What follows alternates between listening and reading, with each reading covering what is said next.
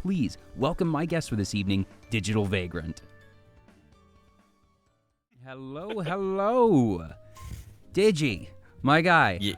Oh, thank you, Zono34 for the follow to Digi.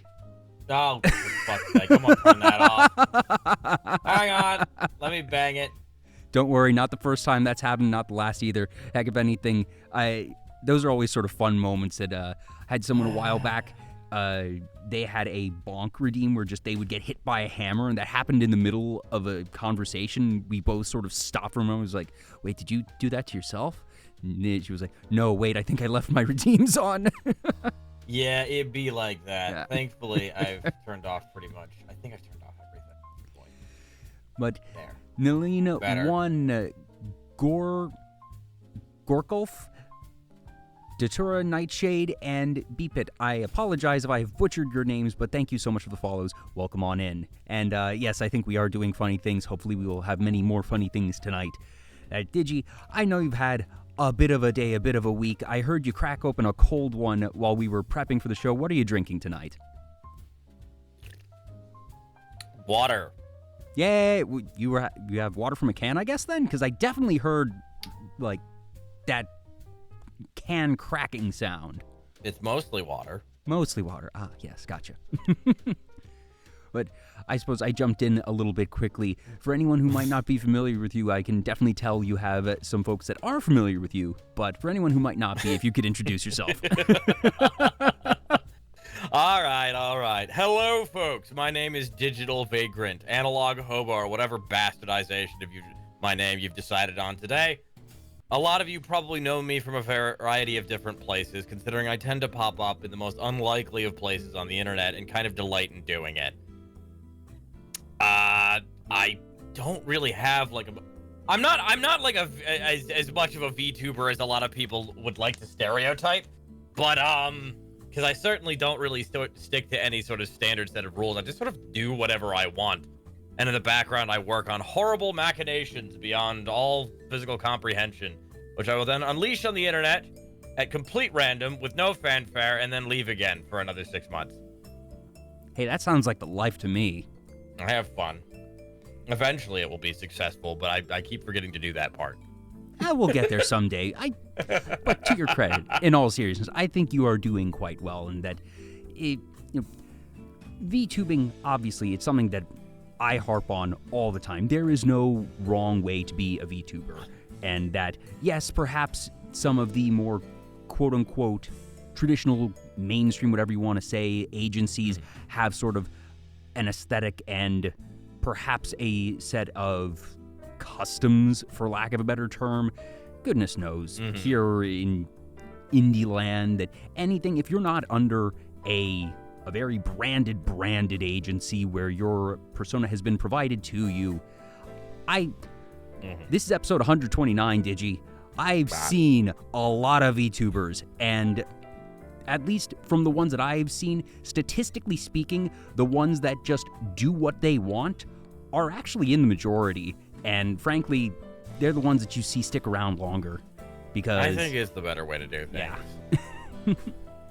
And it's not that I mind doing it, like, or I'm disappointed in myself for not being more like other VTubers, so to speak. I'm not like those other VTubers.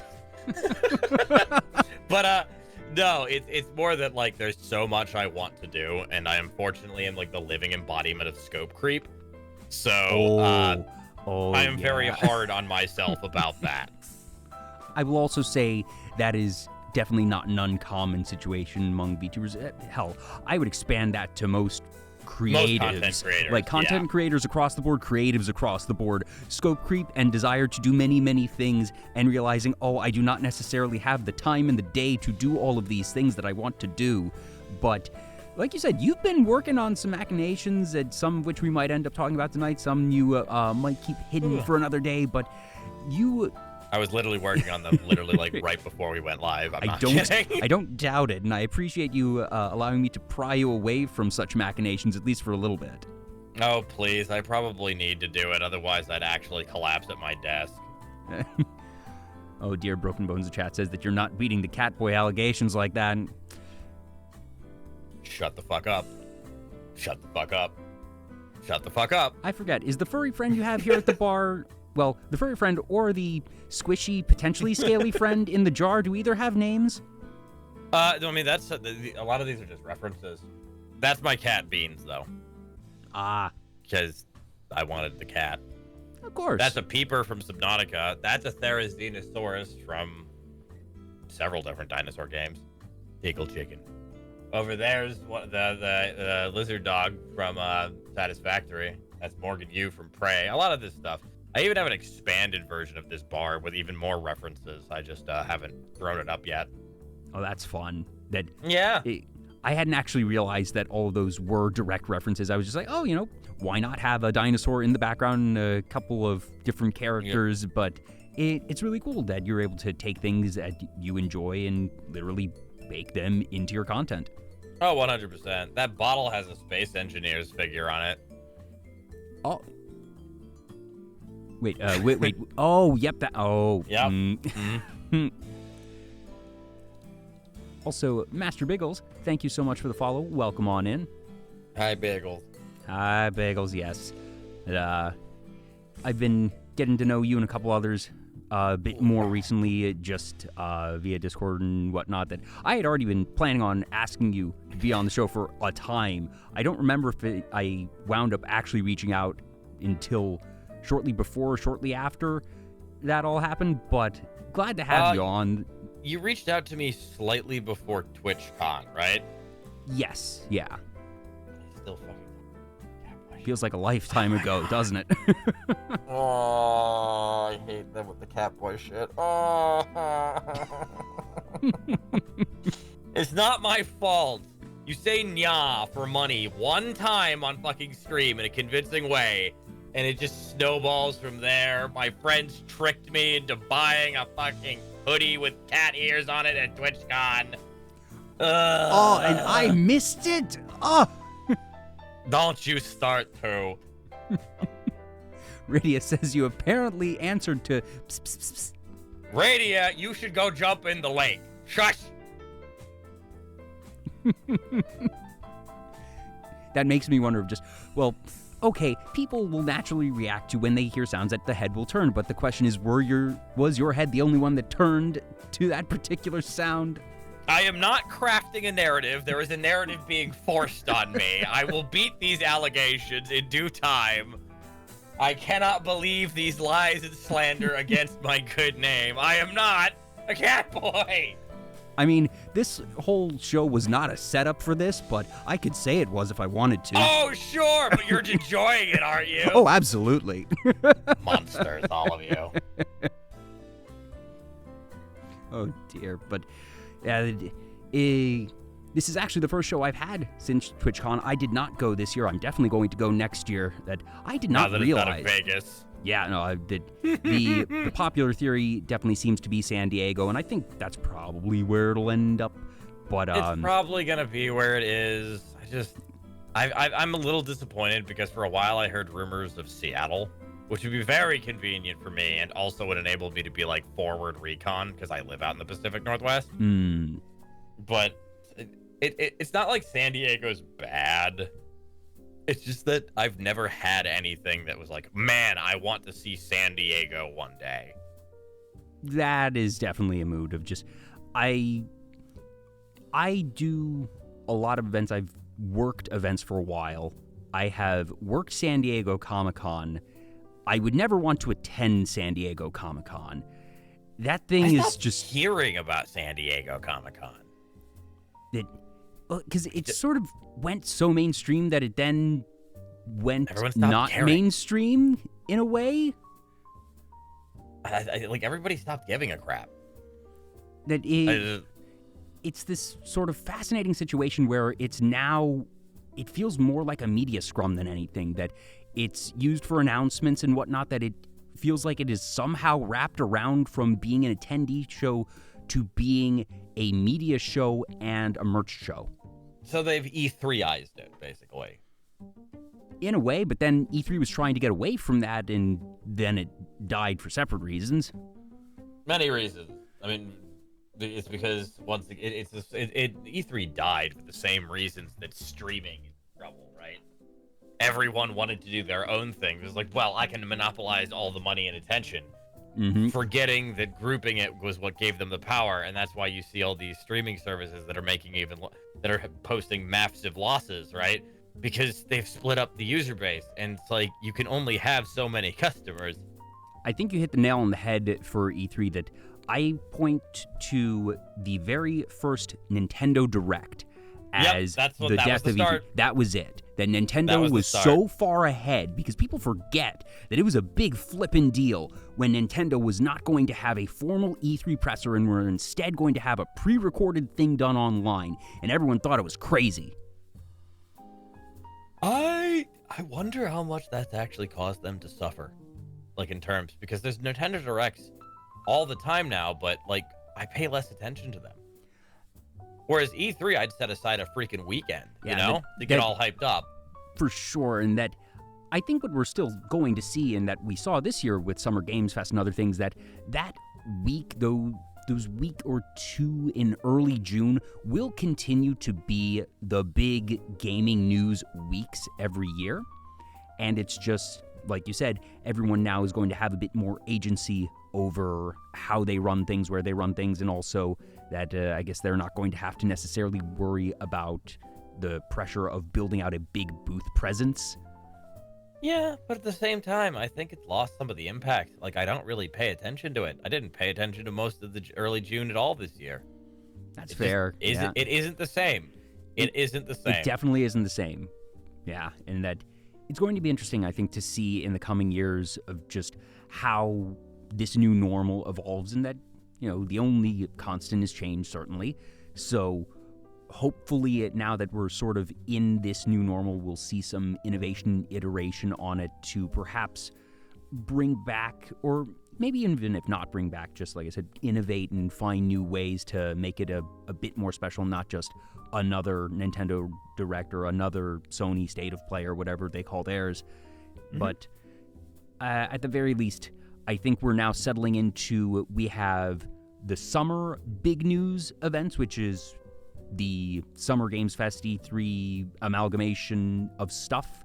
And in the winter, we have the Game Awards that Jeff Keighley has, in creating the Game Awards, also created just the big winter marketing beat for the industry. I swear to God, I expect fully that someone is going to, as usual, rush the stage this year, and he's just going to shoot them. He will literally just pull out a revolver and blow their head off. I am positive they're going to have the tightest security ever this year, because after it happened again at Summer Games Fest, you can tell he's so sick of this shit. Oh my God. Well, because it's only happened twice, but for it to happen twice effectively back to back, that now people are going to try and make it a thing, and you can bet your ass that they are going to have security be tight at those. I'm going to be honest. I think it'd be a really funny joke if they staged that, though, right? Take a page out of Devolver Digital's book and literally have someone rush the stage, yelling something crazy, and he literally just fake shoots them. Okay, actually, I like this. I like this a lot. Stage. That would be actually amazing. Okay, I think I actually want that more than I still think that they will legitimately have tighten security, so nobody unscheduled can do that. But now I kind of hope that they decide to lean into the bit, that they let themselves do that, and I could see that. Jeff Keighley, that he is very much professional, but that I could see him going that route. He is of the gaming industry, and one of the best ways, when things go wrong, is not actually to be like, we're so sorry, we'll fix it next time. It's to lean into it a lot of the time. If you can meme about it, you've got a much better chance of beating the bad press than you would if you took it incredibly ultra seriously. Yeah, and that even when they happened in both instances, that for when it happened at the Game Awards, Keighley tweeted afterwards, the person who interrupted our Game of the Year moment has been arrested. That was the extent of it. Nothing else was said. There wasn't any other apologies. It was just, this has been taken care of. we are done. Yeah. I don't think he posted a damn thing after the Summer Games Fest incident. But at the same time, goodness knows, those 2 moments were shared everywhere. They were huge viral moments. So they could look at that and be like, well, what if we just built it in? Imagine for the brief moment, because no one would be expecting it, right? For him to do that, right?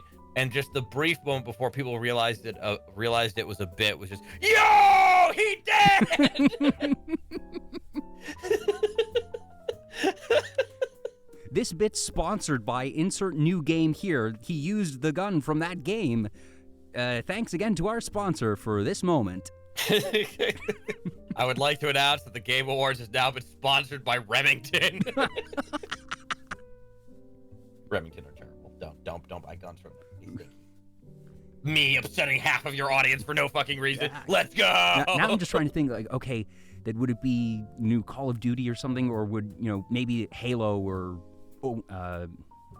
H&K now sponsor this stream. There you go. Raffle off a G36. I mean, they were doing during the Game Awards last year. It was like a Steam Deck a minute, and they were having to deal with. Of course, they had bots entering those competitions. Oh God, yeah. So I'm a big event nerd, and I do have a lot of respect for Keighley and the team that they have over at the Game Awards. That it's been nice to actually have. It's not perfect, but it is far and away the most respectable awards ceremony that we have had in the public-facing eye. That there's the DICE Awards, but that's basically the gaming industry's Oscars, that it is voted on only by the industry for the industry, and it's never been super commercialized, publicized.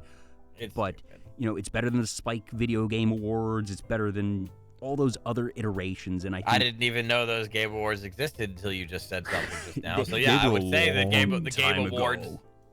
I'd say that the Game Awards have been more effective. Though to be fair, all the Game Awards really does is I tune in to see trailers, and then I tune in to watch to see what the internet is going to fight about for the next 48 hours. Yeah, basically, and also to see a really passionate flute player.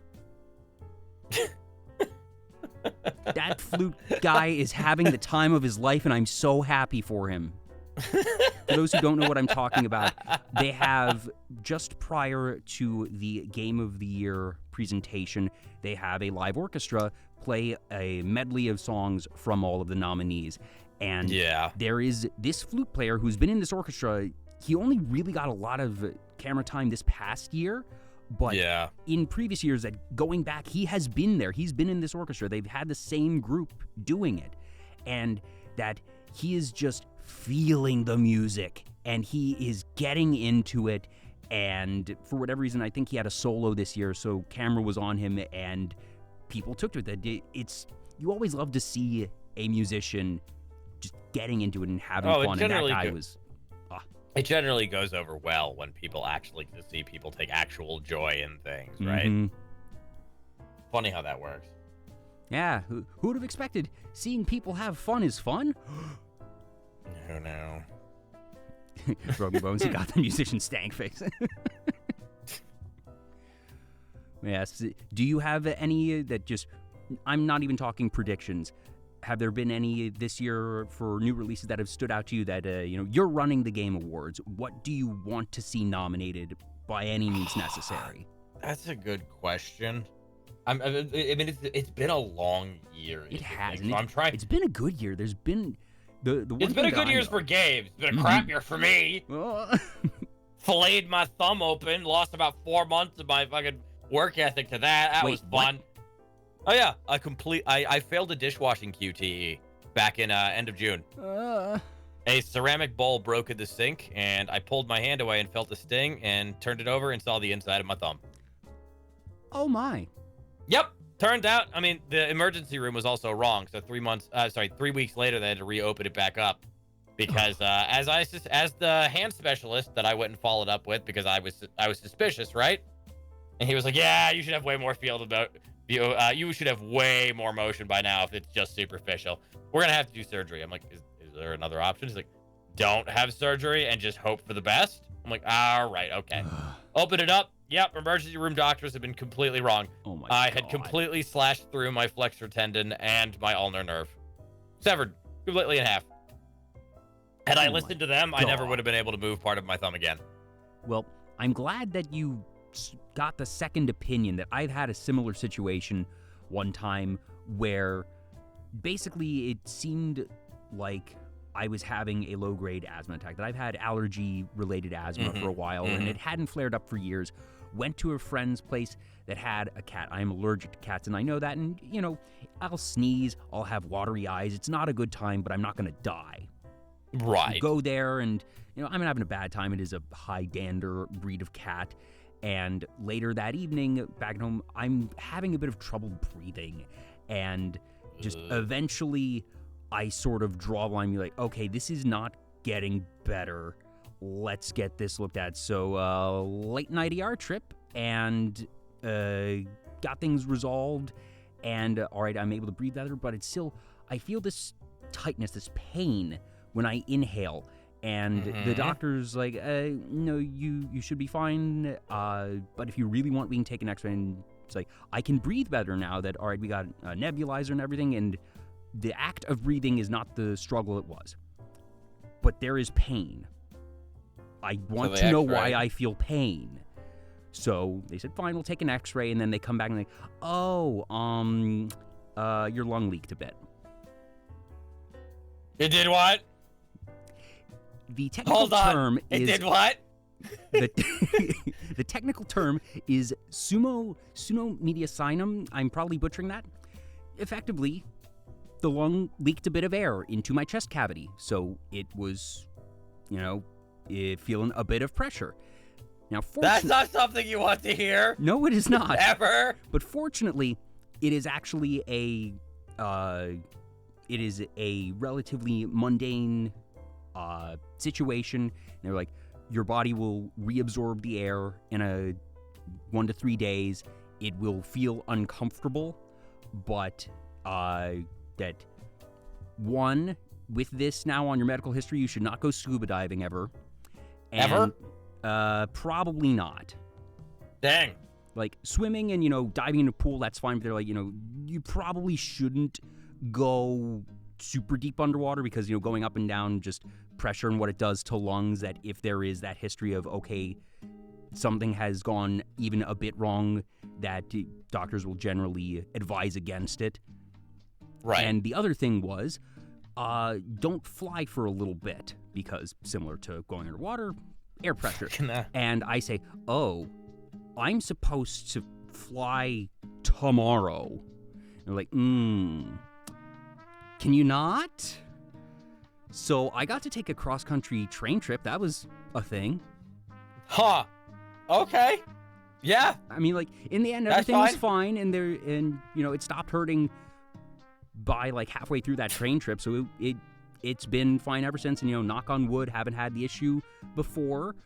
But that was very much a case of, if I hadn't said to the doctor, I don't feel right, even though you say things should be fine, I want this looked at, I would have gone on the plane. And I probably wouldn't have had major complications, but I likely would have been in extreme pain during the flight. Well, I'm glad that didn't happen, buddy. And I'm glad that you got your thumb looked at. Yeah, me too. That would have sucked. Don't want to lose the function of my thumb this early in my life. That would have been, frankly, a lot worse than me being in pain on my flight. Just, you never realize how much you use your hands, your limbs, until there is something wrong with them. Yeah, you don't really want... You take a lot of it for granted. It's true.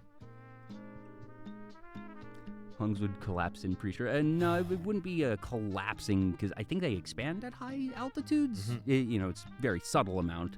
But, yeah, that subtle amount, if there is a little bit of extra air in the chest cavity, not a fun time. Oh. I don't think I've actually told that story on stream before. Well, there you go. It's one of those things that, it makes for a great story after the fact. I'm scrolling through my Steam library, by the way, trying to remember things that come out. Yeah. Because I wasn't satisfied not having an answer to that, right? Yes. I think there's only one award this year at the Game Awards that is going to be an absolute shoo-in. Nobody is going to argue over it, and it will be an absolute landslide. And that is going to be the Indie Game of the Year. What do you think it's going to be? It is the game that everyone forgets is an indie game because it is one of the most immaculate games that we've seen in a while, and it will be up for Game of the Year. Oh, Baldur's Gate 3. Baldur's Gate. I keep forgetting that technically is an independent studio. It's an indie game. I know. I can tell you another one that's going to get nominated. It's going to be Armored Core. Almost certainly, yeah. Absolute Armored Core. I haven't played it yet. I've never played an Armored Core game, but I that's definitely another one that's going to get done. Yep. Zelda Tears of the Kingdom is going to get nominated. I don't think it'll win, but that's the other thing. People are probably going to forget that technically that was this year.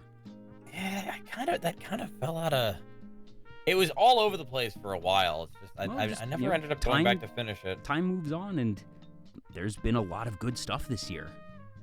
Counter-Strike 2 will go up just because it's Counter-Strike 2. I've heard enough good stuff about Street Fighter 6 that I could see it getting nominated. I don't think it'll ever have a chance of winning. But I think Dave the Diver might go up for indie. I think Baldur's Gate will win it, but I think Dave the Diver. I could absolutely see that. Dave the Diver was the indie thing that came out of nowhere, in my opinion. Yeah, that there will be, I think it's 5 per category. That there will be 4 other indie nominees. That their prize is that they get to be nominated and lose to Baldur's Gate 3. Yeah, I think that's going to be the case. But you know what? It's kind of hard to match something that the entire industry lost its mind over. That's just what happens some years of somebody did something truly spectacular in their category, and everyone, some years you go to the Oscars and you know exactly who's going to win Best Actor, and the other 4 are there, and hey, thanks for the nomination. I'd like Dredge to get some recognition. I very much like that. Was that this year? It was this year. Wow. I think it was this year. It wasn't end of last year. It was this year. Yeah, it was this year. Dredge was definitely this year. I like it, but that's kind of up my alley with some of that atmospheric creepiness. Inscription was last year, right? Inscription is definitely not this year. Yeah, it was before. Party Animals will probably be up for whatever. Best, like multiplayer or something, yes, party game or things like that. I think do they have a category for like best like game with friends or things like that? I think they do. Let me double check. Sure. Awards. I don't actually know. Let's see here. Best direction, narrative, art direction, community action, family, best multiplayer game. Yes. Okay, I mean, no, they have best multiplayer game, but that's not going to go to. That's going to go to something like CS:GO. That's where the fun games get pushed out, but the competitive sweatlord games in that category, like every freaking year. Well, I don't think that CS:GO is eligible. I think that they only allow things that were. Sorry, not CS:GO. Counter-Strike 2. Oh, did Counter-Strike have a new thing this year? Counter-Strike 2 is out. Oh. Yeah, I care about as much as you. Yeah, because I really don't. I forget what the proportion is. That some of it is done by panel, some of it is done by popular vote. I forget if the popular vote is 10 or 30%. I know it is distinctly less than half, though. That's fair. Yeah, I mean, there's been a lot of good games this year, but I mean, there's definitely been some ones that I think, as like we've just discussed, that will dominate. Though, wait, did Pizza Tower come out this year? Yes. Yeah, it exited like early access or whatnot, I guess, this year. So yeah, that's another one. It has been a good year. You're not. Yeah, you are kidding. It's just been very solid. That. Yeah, we've had Gollum. Yeah, we had King Kong. They've been real funny, but... God, man. Such terrible games. Truly, we've had the highest of highs and the lowest of lows this year. It has been a tour de force across the entire spectrum. Yeah, and it's just... I can't remember the last time that we got games like Gollum or King Kong, because just that feels like E.T. of just such a big brand name. And it's not one, but two big brand names. Because obviously, garbage games get released every year all the time. That's what happens. But usually the garbage games are ones that are done by, a small or single-person studio, or just, a college student who doesn't know what they're doing, and that they go under the radar because they are not very good. I refer to Dubas Goobas's opinion on Golem. Sir, I don't think there's any market to play as an anorexic crackhead. And yet and they were right. Who would actually want to play as Golem? Oh, Pam, welcome on in. Thank you so much for the raid. Hello, Raiders. I'm Jay. This is Vtuber Talk. I'm talking with DigitalVagrant. Pam is the CEO of PlayAsia. Was on the show a little while ago. Yes, Pam, I'm sure you had a long stream. Definitely go have a great rest of your night and take care of yourself. I will see you around. Digi, for the new folks that just dropped by, if you could reintroduce yourself real quick. I'm a dork on the internet. He sure is.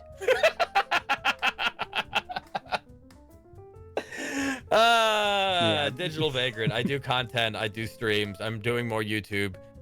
Don't turn your back on me, or I'll probably do something stupid or get lost. There you go. Or he'll do something stupid while getting lost. He can multitask.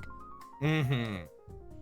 Yes, we were just talking about the state of games in 2023, high highs and low lows, and you were talking. Who had that line about Gollum? Dubas Goobas. I mean, I love his YouTube stuff. It's really funny.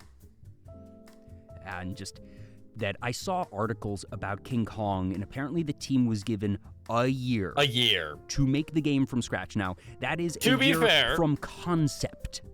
This is, to be fair, this studio is also not known particularly well for putting out anything that even resembles quality. But at the same time, that being said, even for them, nobody's going to be able to do that in a year's time. No. I feel like what they're getting known for in the industry, perhaps, is that they will take on dumb contracts and deals like that, where they will say, fine, you want to give us a year to make a thing and pay us to do it, and accept that it will probably not be good quality, but I guess you have somebody you need to answer to say that you published a game with this title. Sure, we'll take your money. Oh, sure. Yeah, 100%. They don't mind abusing the poor developers that actually have to work for them. I hope the developers actually, were not totally overworked for... they were. You probably were. Don't lie to yourself on this, dude. Don't subscribe to fake hope like that. I would want to believe that they knew that it was doomed to failure and just didn't totally overwork themselves, and obviously put in the effort and do their best, but just realize, okay, we can't. Buddy, I'm sorry to burst your bubble on this, but they're not. The developers who work there are not the people taking those contracts. It's the owners. Like I said, hope that I did not expect. I just, hold out a little bit of hope, but you're almost certainly right. Of course I'm right. Unfortunately, about these things, I usually am, but just choosing. Is there an opportunity for people here to be incredibly evil for the sake of money? Yeah, they probably did it. Probably. It's the video game industry. It's been like this since the very beginning. Yeah, that there are some groups that do pretty well about it, but yeah, the industry at large is not known for its stellar working conditions. The industry at large is a cesspool, and we all know it, which is why people are just like, unions, please. Yeah. We're begging you. Not for us. Not for us employees. We are begging you to unionize. We don't even work there. We do what you do unionize, because Jesus. Here's hoping, man. Here's hoping. Yeah, we'll see. I have no idea what's going on, Chad. Prepare the 40K gym montage? I missed something. Just ignore them. Just ignore them. My chat are oddballs. Don't worry. You didn't miss anything. That's one of the features for me as a host, that I always get a different chat stopping by, and that it always fits the guest. My tech priest, AK-15. Don't ask me. I didn't know. What do you mean it fits the guest? I don't have anything to do with this crap. They just do what they want. Oh, I'm just here to come now, suffer. Digi. Take some credit. No, I don't want it. Go away. I'll tell you another game that's coming out that just came out this year that is not going to get recommended for a game award, but oh boy, is it my personal nightmare come back to life. Ark Survival Evolved, or boy. Ark Survival Ascended, as the new remake is called. Ah. Yes, I've not played Ark. I've seen Ark, and that it is one that I know you have certain machinations going into. I'm not sure to what degree. Not much on the machinations on Ark, more just staring into the pit of my own sanity. Ah, that's that fair. game ate like literally over 4,000 hours of my life. Wow. Yeah. It's addictive. Do you like know what Stockholm game you have Syndrome. spent the most time in? That one. Okay. I was like, I think that's Definitely probably, that that one. sounds like a record, certainly, but you never know. Well, I'm sure VTube Studio will eventually beat it, but that's software, not a game. Count. That doesn't count. It does not count at all. But I think I mentioned to you before that the story of Ark is a fucking bizarre one that I kind of want to like do a video on because it's ridiculous. I do not know what this particular tale is, and I think that I asked that we didn't talk about it earlier, so you could tell me it now. Yeah, because it's worth putting on recording. Like, genuinely, it is the weirdest thing you've ever heard. And there's ups and downs, and hang on. I need to make sure, I need to look up one name to make sure I'm getting the company right? Mm-hmm. Studio Wildcard, yada yada, Jeremy Steiglitz, game developed, history, anyway. There it was, yeah! Okay, I remember.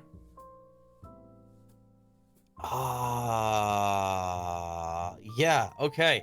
So this started off, first off, the important thing to understand at the beginning of this is Ark is a passion project, specifically of the two founders of Studio Wildcard and for the entire team that is there. This does not mean that they have always been particularly good at it, but it does mean that this is apparently a big passion project for them, and they very much do care about it. I did not know this for a long time, right? But they founded the developer that still develops it today, right? Back in 2014, right? Mm-hmm. The problem, and they started developing Ark Survival Evolved. So it was released, right? In like early access pretty soon after, right? Let me see if I can find it. I remember seeing the trailers for Ark when it first came out. I think that was an E3 trailer. Yeah, it came out in 2017, I think, right? Yeah. Nope, early access in the middle of 2015. Here's the problem, right? In the middle of this, and things were, going well, right? In the middle of this, one of the founders of Studio Wildcard was sued by his previous employer for violating his non-compete. Oh. And the previous employer won and forced them to pay like millions of dollars. Oh, jeez. Do I think it was right? No. Non-competes are fucking bullshit. And in a lot of cases are completely unenforceable, right? Big agree. Absolutely. But what was he going to do? Yeah. He was an indie developer at that point. So what happened? And this is where the story began. Okay, so here we are in 2015, right? Like their previous employer, like Trendy Entertainment, has won a lawsuit off of them. They're in the middle of their early access game, a development process. They've got a great game that's that's actually quite popular, right? Because Ark came out around the same time that the giant wave of in the wake of the DayZ surge of survival games, right? Mm-hmm. It was probably one of the earlier ones. Same generation as things like Rust and stuff. But it is on an ancient beta branch of Unreal Engine 4.5, right? Oh, 4.5. Ancient now, right? But that's what it's on. It's on a beta branch, which they have customized a bit, right? Yeah. This will become important later. But they've got no money, or rather, they're stuck. So what do? The first thing is they release a DLC. Yes, in the middle of the early access period. That is what happened with Scorched Earth. That is why they had to release it. It's because otherwise it was either that or the studio died. Yeah. Sometimes you have to resort to things like that. And of course, there was a bunch of screaming about, like, why are you releasing a DLC map in the middle of the first game isn't even done? That's why. Secondly, they are acquired by a publisher. Snail Games.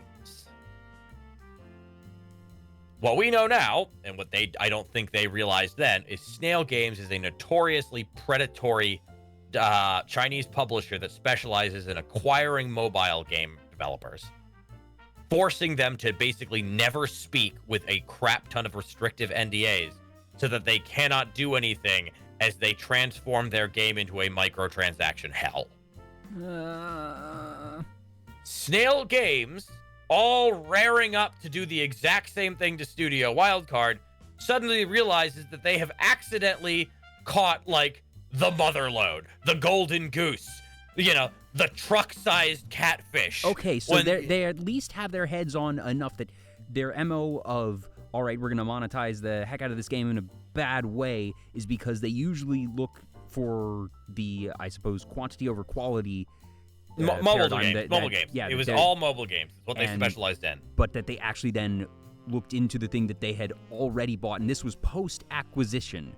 So it wasn't even that they saw them and were like, oh, we can pick them up. Maybe they did. Right now. Maybe they didn't. I don't actually know. I've not done a deep dive into the research. On that. But at the very least, very curious that somebody over there saw what they were doing and realized the potential. No. What? Give them no credit. Everyone at Snail Games is incredibly corrupt and stupid. Oh. Everyone. And because here's the thing. As angry as everyone has been at Studio Wildcard for the most of the duration of their development, it turns out Snail has been the gigantic villain behind the curtain the entire time. Snail Games, we can only know so much because, again, restrictive NDAs is kind of their bread and butter.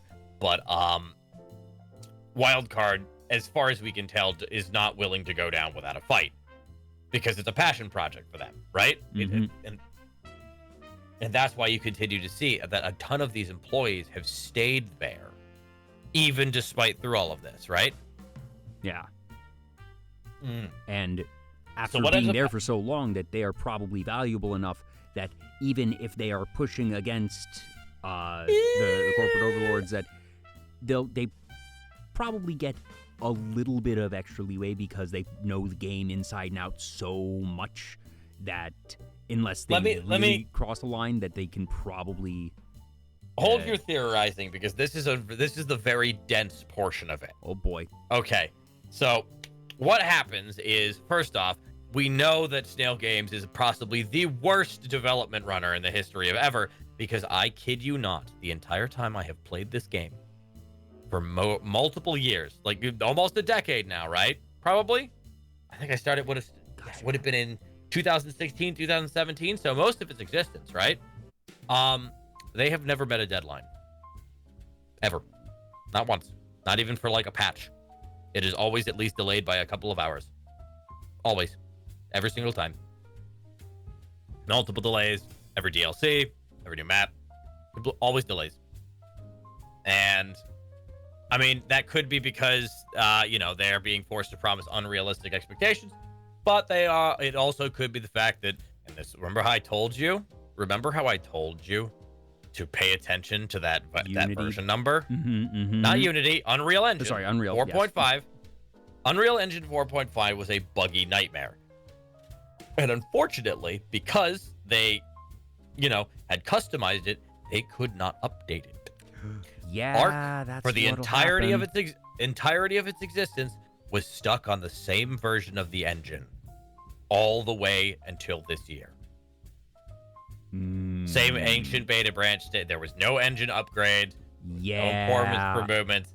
There was nothing. And the that worst if you part build was your game in an environment that is either anything from, like you said, a modded platform or a proprietary one, that if your foundation has cracks in it, you are going to have to deal with that for the entirety of the game's life cycle, because otherwise you're literally having to build from the ground up. That's how development works.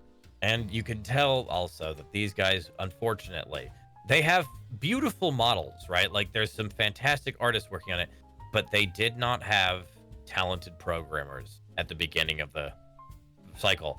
And we know that because Ark is spaghetti code. Horrific, janky spaghetti code. They couldn't fix or introduce certain things because it would just destroy the game. So they've basically this entire thing and all the things that Ark has accomplished, right, which was a lot. I still enjoyed a crap ton of it, right, was all on top of this rickety ass base, this foundation that should have burnt down within an instant. I called Ark the best 3 out of 5 game I'd ever played for that reason, because there was such potential and it just wasn't. It wasn't up to snuff on a tactical level. So you've got this whole like smorgasbord that just keeps rolling. In the meantime, Ark is being. Remember how I said snail games are evil? Mm-hmm. They over-monetize the shit out of it. Ark is on every single platform you can buy. Ark is running on Switch. Does it work good? No, but who cares? Ark's on Switch. Ark's on consoles. Ark's on PC. Ark's on mobile. Why is Ark a mobile game? Who knows? But they did it anyway. Because Snail does stuff on mobile, so they probably had some connections or real hacky workaround to make it there, and they're like, well, we have this. No, they just handed it to other garbage developers that massively like downgraded the game just so that they could get it to even kind of functionally work. Is it feature equal with everything else? No, they basically abandoned half of it after they were done, but it was everywhere. Ark got made into 2 other different games. I'm equal parts appalled and impressed at that. All right, you crammed it onto the Switch.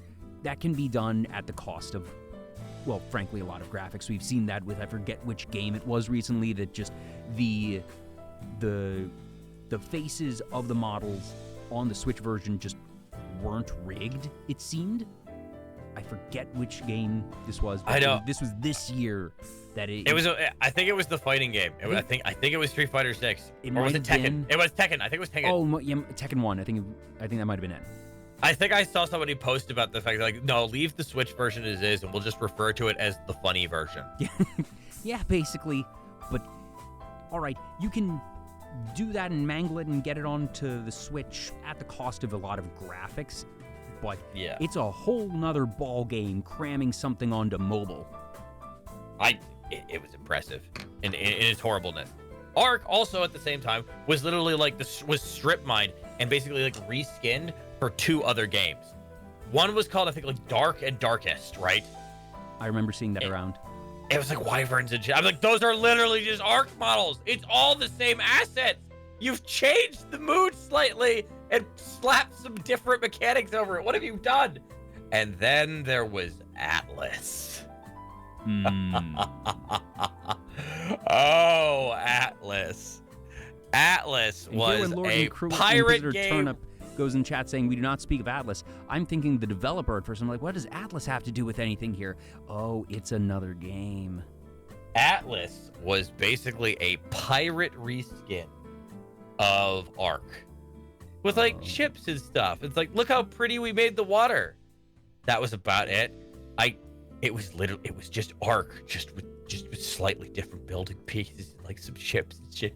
It launched in the worst performance I have ever seen in my life. It was comical. You know the parody recorder songs of sad music? Oh, that. Yes. Oh, that. Boy. It was atrocious. But Snail didn't give a crap. Just kept trying to monetize it. Did you know that there's an Ark anime in development? I feel like I heard about that. There's an Ark anime. They've got. Now I'm curious who's doing it. Near the end, it's. I mean, the problem is it looks good, but it's like, how much money could they have been spending? They've got. For both Ark and for the anime, they got big name voice actors. Crap. They got David Tennant. David Tennant is the main villain of Ark. Oh no, I might have to watch this. You're gonna have to play it, buddy, because he's in the game too. He's the main villain. You get to kill David Tennant. I mean, like, the character he plays. They got some big name money. And you're like, what the actual hell is going on? It is the most bizarre thing you've ever seen. So they just got the game's cast to do the animated series, it seems. No, they expanded it even more. Go look at the entire fucking cast I'm line. looking at it right now. They have Alan Tudyk. Yeah, they have Alan Michelle Tudyk. Yeoh. They have Russell Crowe, Vin Diesel. Elliot Page. They have the money, I guess. Carl Urban? Yeah. Fucking Carl Urban. Gerard Butler. We were talking about the Oscars earlier, and like, you know, Malcolm McDowell. I hope this is good. I hope it's good, but everything you've been telling me, Digi, has me now terrified. So, do you know how much... And so, you have to understand that, right? Ark has clearly made them so much money. So much money. And that is despite the fact that Snail Games is the worst publisher alive. Did you know that their staff members play on Official? And cheat! Openly cheat! Wait, what? Yeah, they have their own tribe on Ark Official servers. And if you attack them, they basically just ban your whole tribe and blow up all your shit. Because they're a horrible Chinese publisher. The expression I'm making right now. That's not even talking about what the game itself is like. This game makes Rust PvP look, as far as toxicity, look like a kiddie pool. The amount of things that this game has never and will never be balanced. There is no fair meta. It is a lawless hellhole.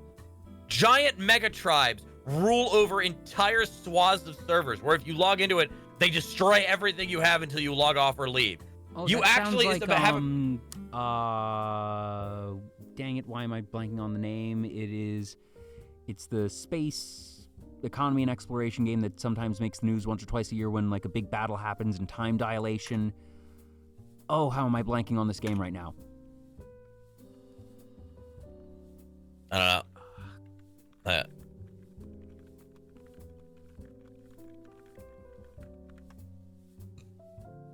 Oh, sorry, what did you say it does? Eve? It might be Eve Online. I forget which it is. That the giant massive space battles where like they have to time dilate the server. Yeah, no, that's definitely Eve. Okay, that's definitely right. Eve. Yeah. But yeah, no. This is there's literally a mechanic in the game where like if there's an item called a tech bed, right, which was meant to be a more advanced bed. You would respawn from it faster, and also if you sat in it, it would restore your your stats like your food meters and your health. Mm-hmm. And you passively gain XP. It was a better bed. People figured out that because there's a mechanic where you can handcuff people to the furniture to like hold them prisoner. If you handcuff your enemy inside a tech bed, they can't even suicide, so they're never allowed to leave. Congratulations, your character is gone. Make a new one. Wow, you've just soft locked the game. Yep. Nope, you didn't soft lock the game. Make a new character. Fuck you. That's not even talking about the cheating. The cheating. Ark, the wildcard devs have been in an arms race against their own community, or at least the official servers community, right? Unfortunately, you see that in basically every game. This is next level, dude. Meshing, under-meshing, like cheat exploits, building outside the map, figuring out how to do. Yeah, they figured out, hey, we can go outside the mesh, and they would start attacking people's bases because from underneath the mesh. On that old modded branch. And everything that you mentioned was already buggy because, yes, I'm normally thinking, all right, it is very difficult for even Call of Duty to keep up with folks that are using aimbots and such, and that it's an arms race there. Oh, sure. But building outside the map? Oh, no, it gets worse because the players were in an arms race against each other. What they figured out is, we can go outside the map. Okay, but because like foundation models, right? Like you make a foundation and you build a house on it, right? Like every game has like a system like this. And of course, the models protrude through the mesh, right? Because to account for elevation changes and stuff. It's like, wait, that means I can hit it from underneath, and their turrets can't shoot me through the mesh. Ha ha! So they began undermeshing people, blowing people up. Of course, that meant in order to defend against that, they started building bases underneath the mesh to pretend with turrets and everything to protect against the undermeshing. Now I have to ask, is this a case where the answer is literally we must go deeper and that you have people building a layer under the mesh? Yeah, it's just like that. And it was just a constant arms race. This game was ridiculous. This is why like up 70% and up of their player base were on unofficials, just private servers. That would make sense. Officials were a cesspool. Wow. So, this goes on until this year. Ark 2 was announced, by the way, like a couple years back, right? Mm-hmm. And they announced like Ark Survival Ascended, which was like a remake of the original, around last year. Because Ark 2 turned out to be something with no sci-fi elements, no wacky technology, all primitive. It is not a survival game. It is a Souls-like, of course, third person only, and is the main character is Vin Diesel. Everyone went, why would we want this? Why would we want? Why? This isn't the game. This is not Ark. It's not Ark. You've made a completely different game in the Ark universe. Why would we want this?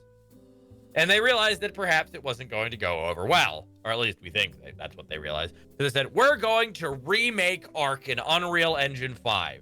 I was like, that actually sounds great, because that actually might fix a lot of the performance issues. This is a good idea. Yeah.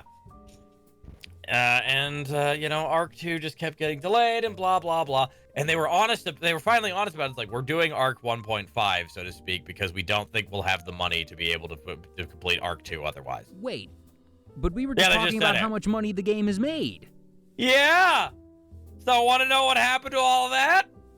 I'm real curious because I just did a quick little search and I think the projected revenue is 1.3 billion. So how did they run out of money? Nope, sorry. As soon as early this month, Snail Games was on the verge of bankruptcy. Because their founder wanted to cosplay as Chinese Elon Musk, and blew all of the money on a failed EV car startup. Took all the money out of all the company and yep. then all of it.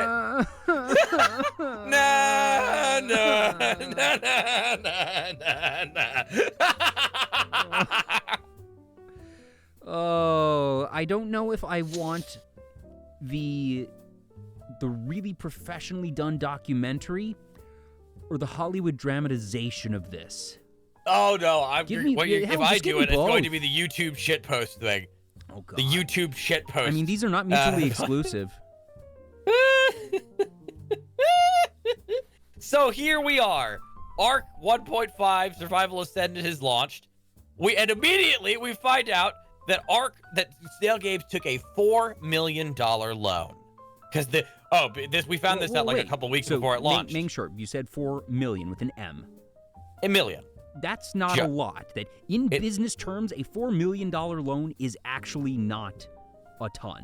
But that's how desperate they are. That's an amount, yes, but for a game that should be bringing in hundreds of millions, if not into the order of billions, a $4 million loan sounds like a perfectly practical business move. I am not appalled at this point in time. I'm sure I will be soon. You're starting to learn. The first people who gave them that loan was Nitrado, also known as, the garbage server hoster. I just don't like Nitrado. I think their servers just kind of are garbage. I never liked them because they seem to cram like 20 servers onto a single virtual machine. It's not great. I'll admit I don't know anything about Nitrado, but I know enough to know I just 20 don't on like one their machine is server a bad performance. idea. but that's just like, you know, that's just my bias. I could be wrong. That is me spitballing. That is 100% hearsay on this portion. Do not take that as yeah, gospel. but at the very least, this doesn't sound like the problem yet. Wait for it. So we know because the terms of the agreement, the loan agreement, actually leaked like a couple weeks before the launch. So we know that's why we know this happened. Nitrado, in exchange for this $4 million loan, gets 7 years of complete server exclusivity. They are the only people who are allowed to sell hosting for Ark Survival Ascended. Which is bad because that's a monopoly. Screw you. Like, from a business perspective, I look at it and say, wow, that's really smart negotiation on Nitrado's point. And then on Snail's part, I was like, why the hell would you take that deal? Because they're desperate. You can get $4 million for better terms than that. Because it's desperate. And also, if they have to pay 20% of Snail has to pay 20% of Ark Survival Ascended's total revenue until the loan is repaid. And if they don't release the game on all consoles, miss the consoles by like a couple of days. By October 31st, they have to pay 20% of all Snail Games' revenue until the loan is repaid. What was that earlier about never hitting a deadline? Yep. But I'm still kind of baffling here. $4 million, like I said, yes, to an individual, that's an obscene amount of money. To a business that is making in the order of billions, that's a drop in the bucket. The fact that I need to know, and obviously we will never know, but I'm desperately curious, was this just they took the first... But desperation, I understand, but what doesn't make sense is I can't imagine that they couldn't get a $4 million loan from anywhere else. This feels like they approached Nitrado and just had no other plans, or that the people in the finance department didn't put in any effort to look for an alternate source for this loan. There are plenty of banks. I don't care if it's the US, China, what have you. I assure you, with the amount of money this game has made, you could have found a bank that would have given you a perfectly vanilla loan for $4 million. Oh, sure, if it was a normal company, but what if it's a company that is basically on the verge of bankruptcy because it blew all of its money in a failed EV startup? They might have some pretty strict terms, but not terms of 7 years of server exclusivity. Like, that's the type of thing, if you're going to sign that away, you should at least get more than $4 million. Good Lord. Let me finish, because there's one boy, more it gets bit to worse. that. I'm so excited. Yeah, and then everyone, upon, like, you know, the game launching, is like, all right, so I can host my own server still, right? Like, I'm glad, I mean, it sucks about Nitrado, that's kind of anti-competitive, but I'll just host my own server. What's this DRM stuff? Nitrado had Ark put in, wildcard put in, DRM that put massive restrictions on your ability to host your own server. That the exclusivity was universal. Yeah, like, oh yeah, you could host your own server, but you have to get a license from us, and it's like a maximum of 8 players on a server. It was so incredibly restrictive. And remember, to be very clear, Ark, like hosting your own server for Ark players, has been a core part of the game. It is where the majority of the player base is played for almost a decade. Holy shit, people lost their minds. Not to mention that the game launched with massive performance issues, but to be fair, oh, of course, everyone expected that. And they have, to their credit, been patching every single day, and the performance is slowly but surely improving massively. So I think they'll get it in better. I think the thing is the engine underneath is just so much better, right? Yeah, but now they actually have the capacity to fix these things, and that they were, you know, rushing a bit out the door for those contract terms like you mentioned, and even though they did miss it by a couple of days, that they knew having something out in the world was better than nothing, and that they were confident they could. Who knows what they're thinking at this point? Certainly Wildcard isn't allowed to tell us because of the NDA hell that they're in. But Nitrado, of course, over the course of about, I think it was less than 48 hours, backtracked immediately and stripped they had the DRM stripped out. because Oh. everyone was just shitting Wow. on them. I will admit I did not expect that happy ending. The way this story's been going, I fully expected Entrada to just be very stubborn and say, you know, we've got our money, we've got our contract. What do we care if the community hates us? Because they realized it would kill the game in its crib, and then they'd make nothing. But at the same time, like I said, $4 million isn't a lot. That if they just want to make their $4 million back, they could still get that. But I guess there's probably other things that give them other incentives over time. I mean, if you want to, if you have a 7-year exclusivity contract, oh yeah, I mean, you're set. Yeah. Unless you burn Good the game point. to the ground by squeezing too hard. Yeah. Someone realized that. CEO sent off a message to his fucking employees, basically blaming, saying like, we're the only reason Wildcard got this game out the door with our fucking money. Yeah, so things were bad for Snail Games, and honestly, kind of wish we would have just let it collapse, because then maybe it would have gotten sold to somebody else. What a But- ride. Yeah, one game.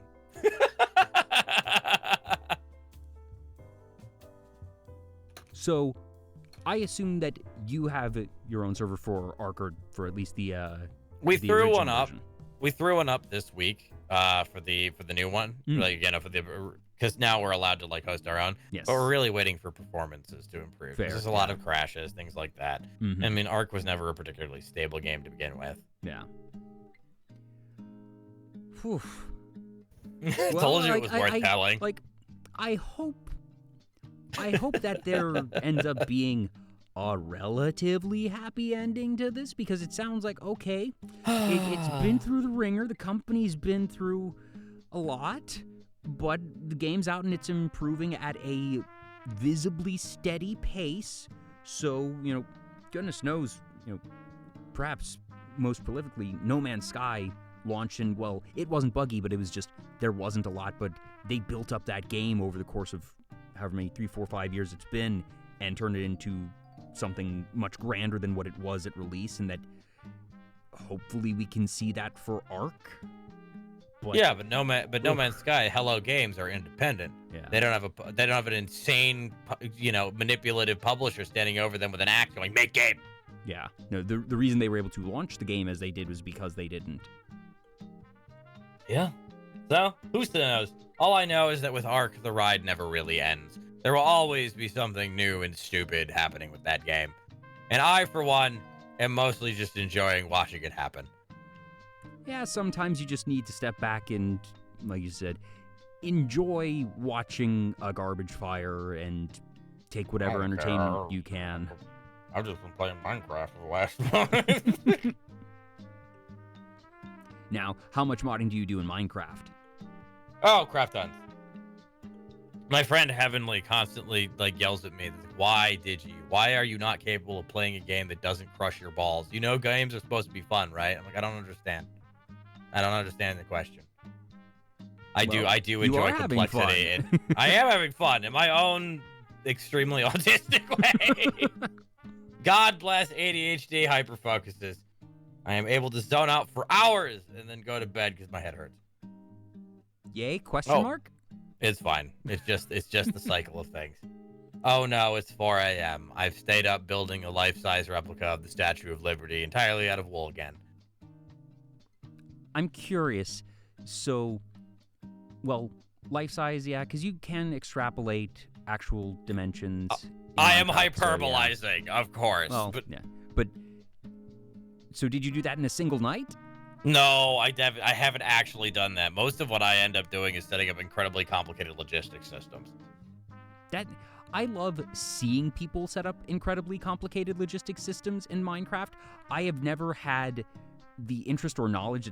I played original creative Minecraft in browser in 2011, like beta Minecraft, original Minecraft, where it was just you would bring up the menu of all the different colored blocks. There were no enemies, there was no creepers, nothing. It was the earliest of the early days, and I didn't really get into it once it had its full release, and, you know, I was happy for Mojang and everything, and being like, cool, yeah, it seemed like a fun enough game. I didn't realize they were going to put in enemies, and just seeing it take over the world was kind of weird because it's basically Most the popular only time, video game ever. It's basically the only time that I can say that I played a game in its earliest beta and then saw it explode. It is weird to think about that, huh? You know, sometimes it's always weird when you're like an early adopter to something. Yeah. It also feels a bit validating. Yeah. And that I've played a bit of it since. I just sort of missed the boat on it, but I can appreciate the complexity and all the mods that people have done and made, and the fact that, you know, you can do actual programming in there. I've seen people make functioning calculators. Of course, someone has gotten Doom running on there, because what hasn't run Doom at this point in time? Would you like to play the original Pokemon Red and Blue in Minecraft? Because you can. I'm sure you can. I'm sure you can. You can probably program most Game Boy games in Minecraft. Oh, sure. Oh, sure. 100%. There's enough. I mean, that's so wild to think. You know, did you know that the rocket that took the, NASA astronauts to the moon had less processing power than the Super Nintendo? Yeah, just going. I always loved that one. And seeing and realizing what the early space programs had to work with is just mind-boggling. It's already impressive that, you know, even if you consider today's technology, getting to the moon, space travel is still an incredibly complex thing. It is a very impressive feat. The fact that they did it, like you said, by today's standards, sub-calculator levels of processing power, it's just so impressive that they were able to do that, and just it's so cool. It's also kind of terrifying. I mean, space travel today, even now, is still terrifying. We've come a long way in a very short period of time. Yeah. Good old .30 classic. Nalene mentions Pixelmon. Well, Pixelmon is different from, like, he's talking you can actually play Pokemon Red. Like, you can set up... No, like, the game. Yeah, the game. You can have it set up and manipulate blocks in such a way that you are seeing and manipulating and playing the original Game Boy game. But Pixelmon is a very cool mod, and that among other things, has been really cool to see people make their own entire sub-games and, I guess, ecosystems. There's a new block called a Copper Lantern in the game that just got released with, like, the latest patch, right? Like the latest snapshots, right? Somebody already made a gigantic grid of them play Bad Apple, the animation, not just the song. Huh. Yeah. Like I said, I have no knowledge of how that stuff works. I don't even know how redstone really works. I know that it powers things. I know it's basically... Floppers? That's what they're called. It's because of Mumbo Jumbo. Or whatever the fuck his name is. God damn it. Mumbo Jumbo's the dude from Banjo-Kazooie. What's his actual name? What's the YouTuber?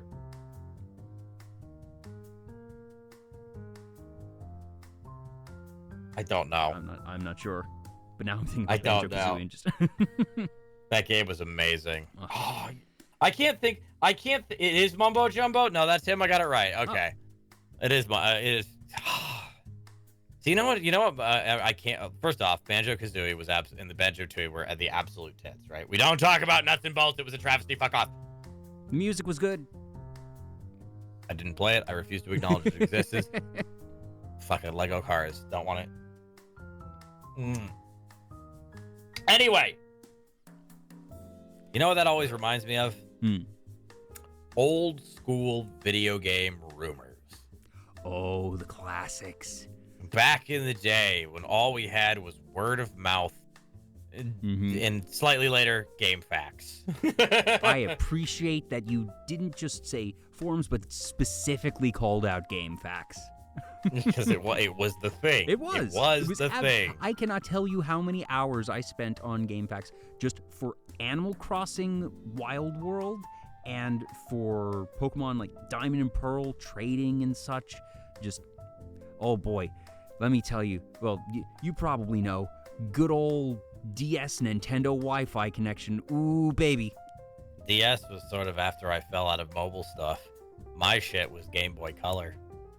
Well, I had Game Boy Color was the first console or gaming device really that I ever owned. So, mine was a Sega Genesis. Okay, you do have me beat. Yeah, to be fair, I'm slightly older than you. To be fair, we got it at a garage sale when we moved to like the Midwest when I was like 7. 7. I was 7. I turned 8 after I got there.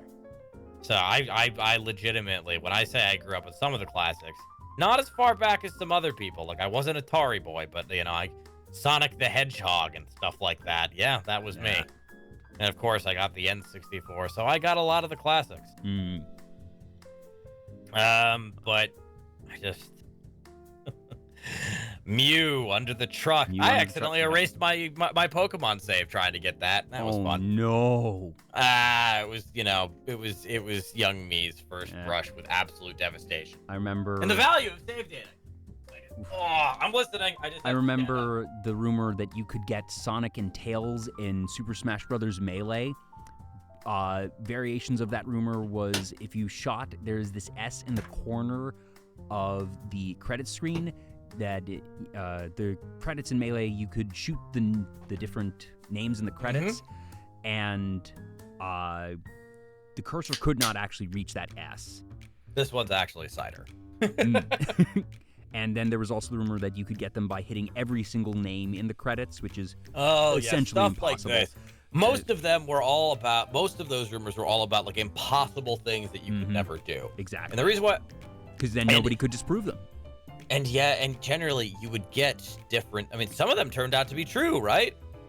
Some of them didn't. But we all remember things like L is real on Super Mario 64, right? Which everyone thought there was a way to get Luigi, right? And also you could tell that different people had different rumors because they, before the internet really set in, a lot of them were just made up by local kids. It is modern day folklore. I'll tell you what one of mine was, and this is the one that drove me near insane because this is the one I wanted to be the most. And I'm sure whoever told it to me, God knows that memory's lost to history. I have no idea who it was, right?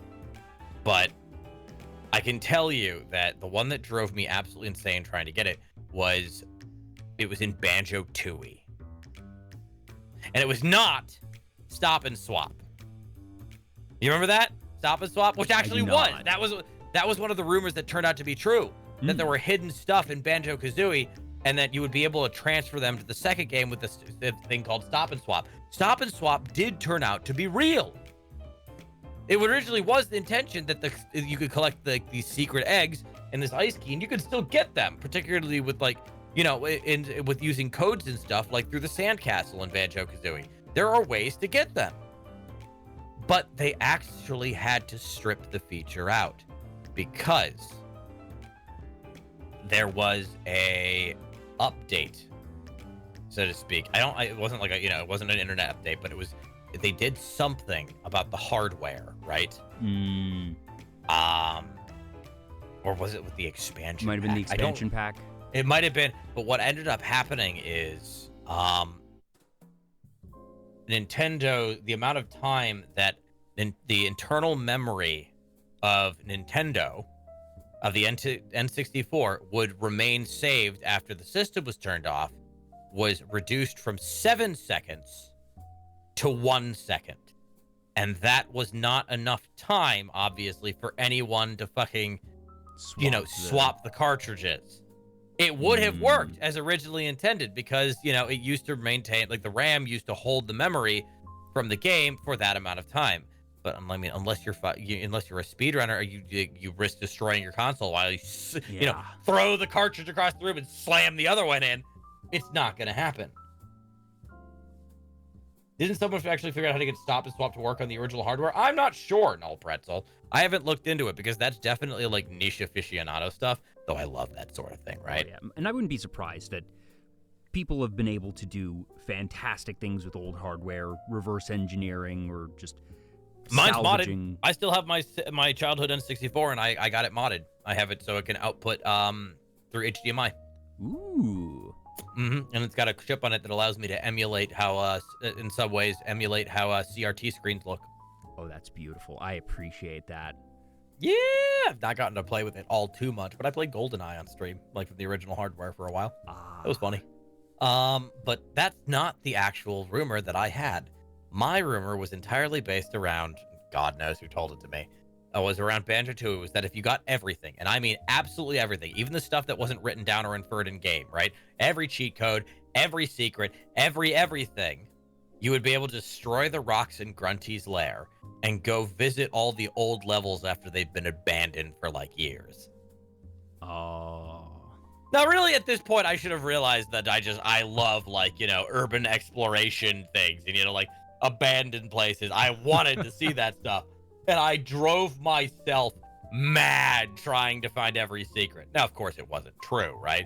That would have been a ton of work to gate off, right? Yeah. Makes no mistake. And some people have heard of it, other people have hadn't. But if I was able to find a developer to do it, I 100% would secretly make a ROM hack and then tell no one until I played it on stream. Oh gosh. And okay, could you do it in Minecraft? No. But what are you talking about? That it would be in Minecraft. Well, I guess that would sort of be the bit of if you wanted to actually do this, get everything, and then have yourself go into it and just, you know, have Minecraft running in another window and just, you know, basically do the switch. Oh no! What I would probably do. You could make the. What I would probably. Work. Well, I would need to. What I would need to do. I'm talking about. I would play the Banjo-Kazooie games on stream, and make absolutely no mention to the fact that I'd done a custom ROM hack. Yeah, no, I get that, but basically I'm saying, all right, short of being able to actually get someone to develop that and put it in a full. It wouldn't be the same if I couldn't. It wouldn't be the same if I couldn't. It would completely lack the. It would completely lack the substance. Yeah, that's understandable. I'm sorry. I'm too extra for that. It's just not in my nature.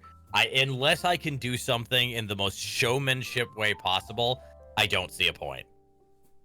That's entirely valid. Could you settle for something less? Sure, people still love it. But me, I'd be like, but I could have done it cooler. I could have gone the whole way. Digi, that's called an ARG. You're talking about making an ARG? I want to make an ARG. That is literally one of my fucking bucket lists as a content creator, is to do my own ARG and be the most obnoxious little shit about it. Did you know you could buy CubeSats? What? For about $300 or so, you too could launch a CubeSat into space.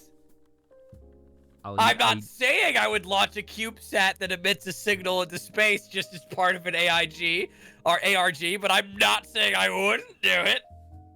I'll admit I just had to look up what a CubeSat is, but with what I have learned in the past 5 seconds, yes, I can absolutely believe that you would be extra enough to do that. No doubt in my mind. I can't help myself, mate. There's this whole world full of wacky stuff, and I'm addicted to watching people's reactions when I do things that surprise them. Can't get enough of it. Do you have any favorite reactions that you've gotten for particularly wacky things? I didn't announce I was getting a VTuber avatar at all. Oh, secret debut. I just said I was just debuting a bunch of new assets. And it was like, hi, I got a VTuber avatar now. Did I forget to mention that? To be fair, I was working on the assets that you see around you, the VTuber avatar and all of this stuff, intro, outro, all the new assets. I was working on that for about 1.5 years, and I only told them my mods, even about like a month before it was debuted. And they were ready to kill me. Because particularly my friend Nim, right? Because they looked at my stuff like, Digi, you have enough shit here for 4 or 5 debut events over. What have you been doing? Like, but I wasn't done. You better fucking be done. Debut the shit you did. Oh, the cab cosplay stream. That was funny. Now, are we talking the IRL cab cosplay or the cab cosplay little model that you had the other day? Ah, you mean this one? Yes. Good evening. Not bad, not bad. With more practice, I could probably do it better. But no, 100%. I honestly forget what he'd done to annoy me, right? Like he played a good prank on me and like did the funny, right? And I decided I would get back at him for April Fools, and I literally put on an entire parody of his old intro, of his his entire stream. I had friends on and things like that were parodying that. I had Laser Pig come on pretending to be me. And because someone told him in the middle of the night, he logged on, clearly sleep deprived, just, Digi, we are going to pay for this.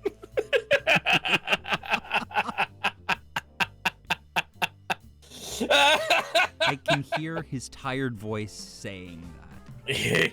It was so... Dude, it had enough gravel you could make fucking concrete out of it. For this. It was exactly. Good impression right there, because that's what it was. I was beside myself. I was like, it was all I could do not to just literally wheeze my way through the entire thing. Holy shit. I cannot believe I kept a straight face through that entire hour or so long stream, and then exited. And the moment we did, I actually just broke down. I actually just lost my fucking mind. That's beautiful. Oh, I love doing shit like that, man. Please tell me there's a VOD of that somewhere. It's on my YouTube. I've downloaded the VOD. I stitched it together and fucking threw it back up in YouTube. I'm going to have to. Forever. I'm gonna have to scrub through that later. You should. I love shit like that, man. That's good, because that's not just getting the good reaction from chat, but that's having a target. Mm-hmm. Oh, dude, I am the most petty motherfucker in all of existence when it comes to, like, mild joke slights. Yeah, no, but that's the best type of petty. That's the fun petty. A friend of mine who had done some funny at my expense, I think, like, I raffled off. This was before I was into streaming, right? This was, like, 2014 or something, 2015. I streamed, I had to stream Outlast for my friends at the time, right? Mm-hmm. I had to go put that on Twitch because, I raffled off, I'll play whatever game you want. And of course he picked horror games, knowing I can't stand horror games, or at least I couldn't back then, right? I'm a gigantic coward. So to get back at him, like, he was like, I feel like shit one of these days. Like, I'm like, oh, does someone need a shipment of magical booze to make him feel better? And then I decided a thing entered my mind, and I just started to interpret that incredibly literally. I sent him a bottle of Goldschlager that I dosed with food coloring, and I made a custom label that was the most My Little Pony flourishy ass thing I possibly could do. And then I booby trapped the entire box with as much glitter and confetti as I possibly could. Booby trapped. Like the bottle was booby trapped. Everything. He 3 years after. I was already impressed, Digi. I like, we were going strong with, okay, I got a bottle of Goldschlager and I had it, I put in extra dye in the custom label, and I thought that was the end of it, and I was like, oh wow, that's really impressive, and you shipped it to him, that's super cool. And then just, but wait a minute, so how did you, I can understand how you could booby trap the package. How did you also booby trap the bottle? I wrapped it in bubble tape. Bubble wrapped, to protect it. There was confetti and stuff inside the bubble wrap. 3 years afterwards, he's like, I'm still picking glitter out of my keyboard, you piece of shit. I'll bet. Just get a new keyboard at that point. Also, just as a random, like, Secret Santa gift one year, this is just funny, right? I sent him a pistol bayonet. It's like 2 inches long at back. It goes on like the Picatinny rail of a pistol. He's like, actually, this is kind of base because yeah, it's useless, but it actually balances my pistol way better than it is normally. Like it's way easier to shoot with this stupid thing. Wait so I'm a second. keeping it. This is actually useful. He actually liked it, which I think made me laugh even harder. Well, because that's even better, because now the joke is going to live on because he's going to continue using that, and he will think of you every time he has it. Oh, he's not going to be thinking of anything except poverty for the next while. The last year he's gotten into Warhammer. God rest his soul. Oh no! Oh, The figurines. I'm so sorry to hear. He's painting miniatures. Was the last I heard of him. That was like a couple months ago. He was never Rest seen in again, peace, my friend. He's already living in a van down by the river. I have not heard a living van down by the river joke in a long time, Digi. I'm into a lot of nerdy things. I see the dark lands that is Warhammer out in the distance. I like the universe, and I cannot abide the company. Well, that's an entirely separate thing as well. Yeah, it just sorry, didn't mean to it's step its on you own huge rabbit hole that I look at and say that's cool. I'm glad the people that like that enjoy that. That's a lot, and also that's expensive. It's probably one of the oldest, like, sort of kind of mainstream sci-fi franchises. Yeah. You have to remember that Warhammer 40K dates back to the 80s. Yeah. It's very impressive that in a lot of ways, I kind of compare it to Magic the Gathering, that it pioneered its space in a lot of ways. It has a very dedicated fan base. It has a lot of lore. I'm being suckered back into Magic recently. Not that I want to actually build decks because I don't need a thing like that, but I'm like, I would like to play with my friends, and I thought it might be fun to like go to a pre-release tourney, right? Because there's one like right around the corner. Yeah, I was the one encouraging you. To enter. I am a noted. You did help. I am a noted and recorded enabler of Magic the Gathering. At least two of my friends are massive fans, though they like their primary concern is Privy card. is one of them Min? Yes. You want to guess the other one? Red? Nope. Not someone you know. It's a YouTuber. Oh, How many artist YouTubers do you watch? Very few. You ever heard of Natyrix? No, have not. Yeah, no, she's like one of my besties.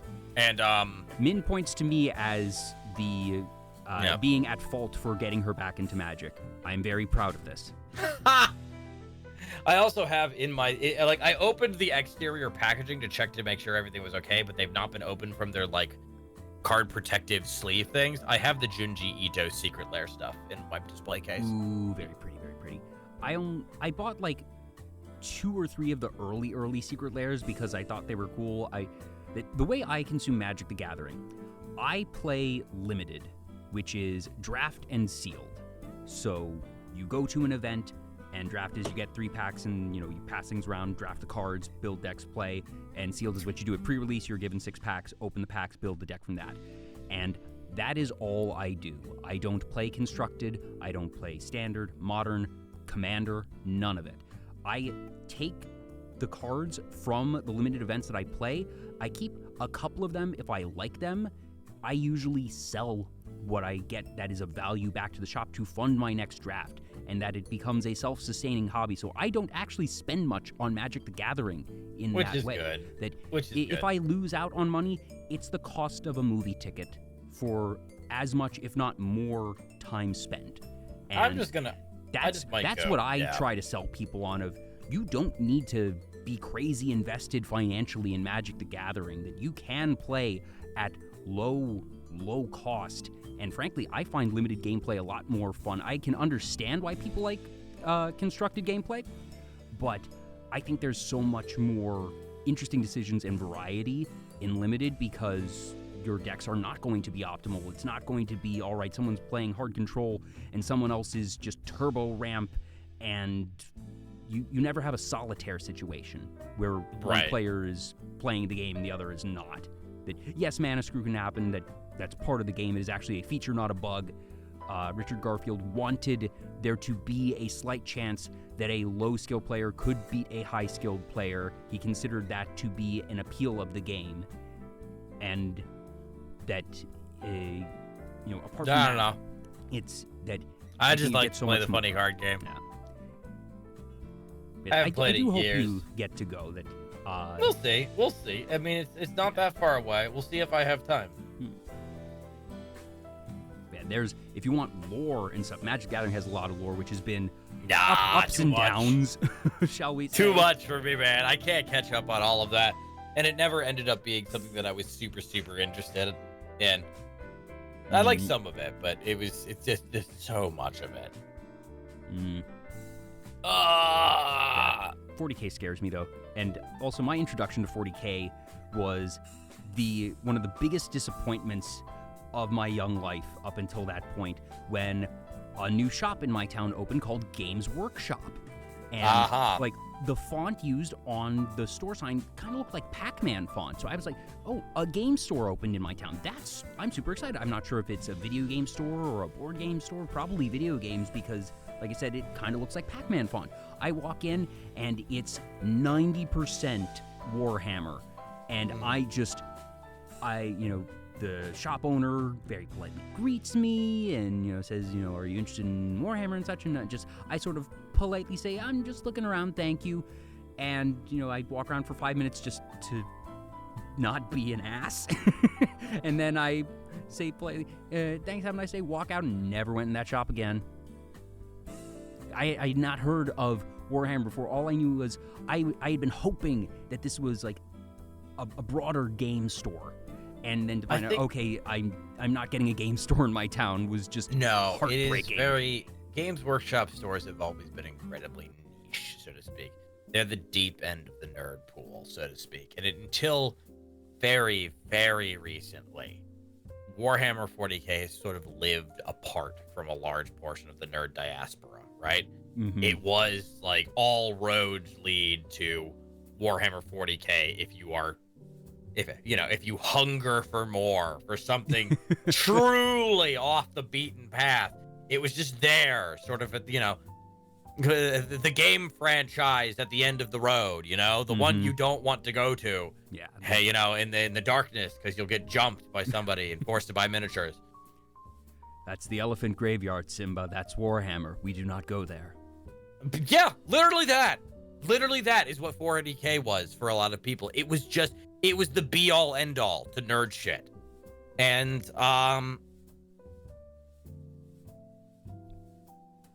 it only feels like recently that has changed. Yeah, it does feel like it's gotten become a lot more popularized. Mainstream. Warhammer did actually have a crossover with Magic the Gathering. It did. There's comics being made by Marvel now. Ooh, didn't know about that. Yep. Mm-hmm. That's neat. And there's more video games, more stuff. And yet, Games Workshop is still a shitty company because they banned all fan animations because they wanted to do Warhammer Plus, their own streaming service. I'm like, buddy, these big name studios are having trouble making streaming services off of like their entire catalog. You're gonna make a streaming service off of a single IP? Are you mad? Like, that doesn't... I can see there is absolutely a market for Warhammer media. I cannot for the life of me figure out why in this market they wouldn't go to Disney or something and say, hey, do you want to get the license for this? They could have made so much money. It's not that. It's that they would shoot themselves in their own foot by saying to the people who are most responsible, the biggest fans of theirs, who popularized it, right? Like the Emperor had a text-to-speech device. They had to stop that because of this policy. If the Emperor had a text-to-speach device, was the entire reason I gave a shit about Warhammer to begin with. They shot it. That's where they shot all of it. Taka's reactions to that series is where 99% of my knowledge of Warhammer lore comes from. Taka is in it. He is. Yeah. Yeah, it's part of the Emperor had a text-to-speech device was so fucking funny to me.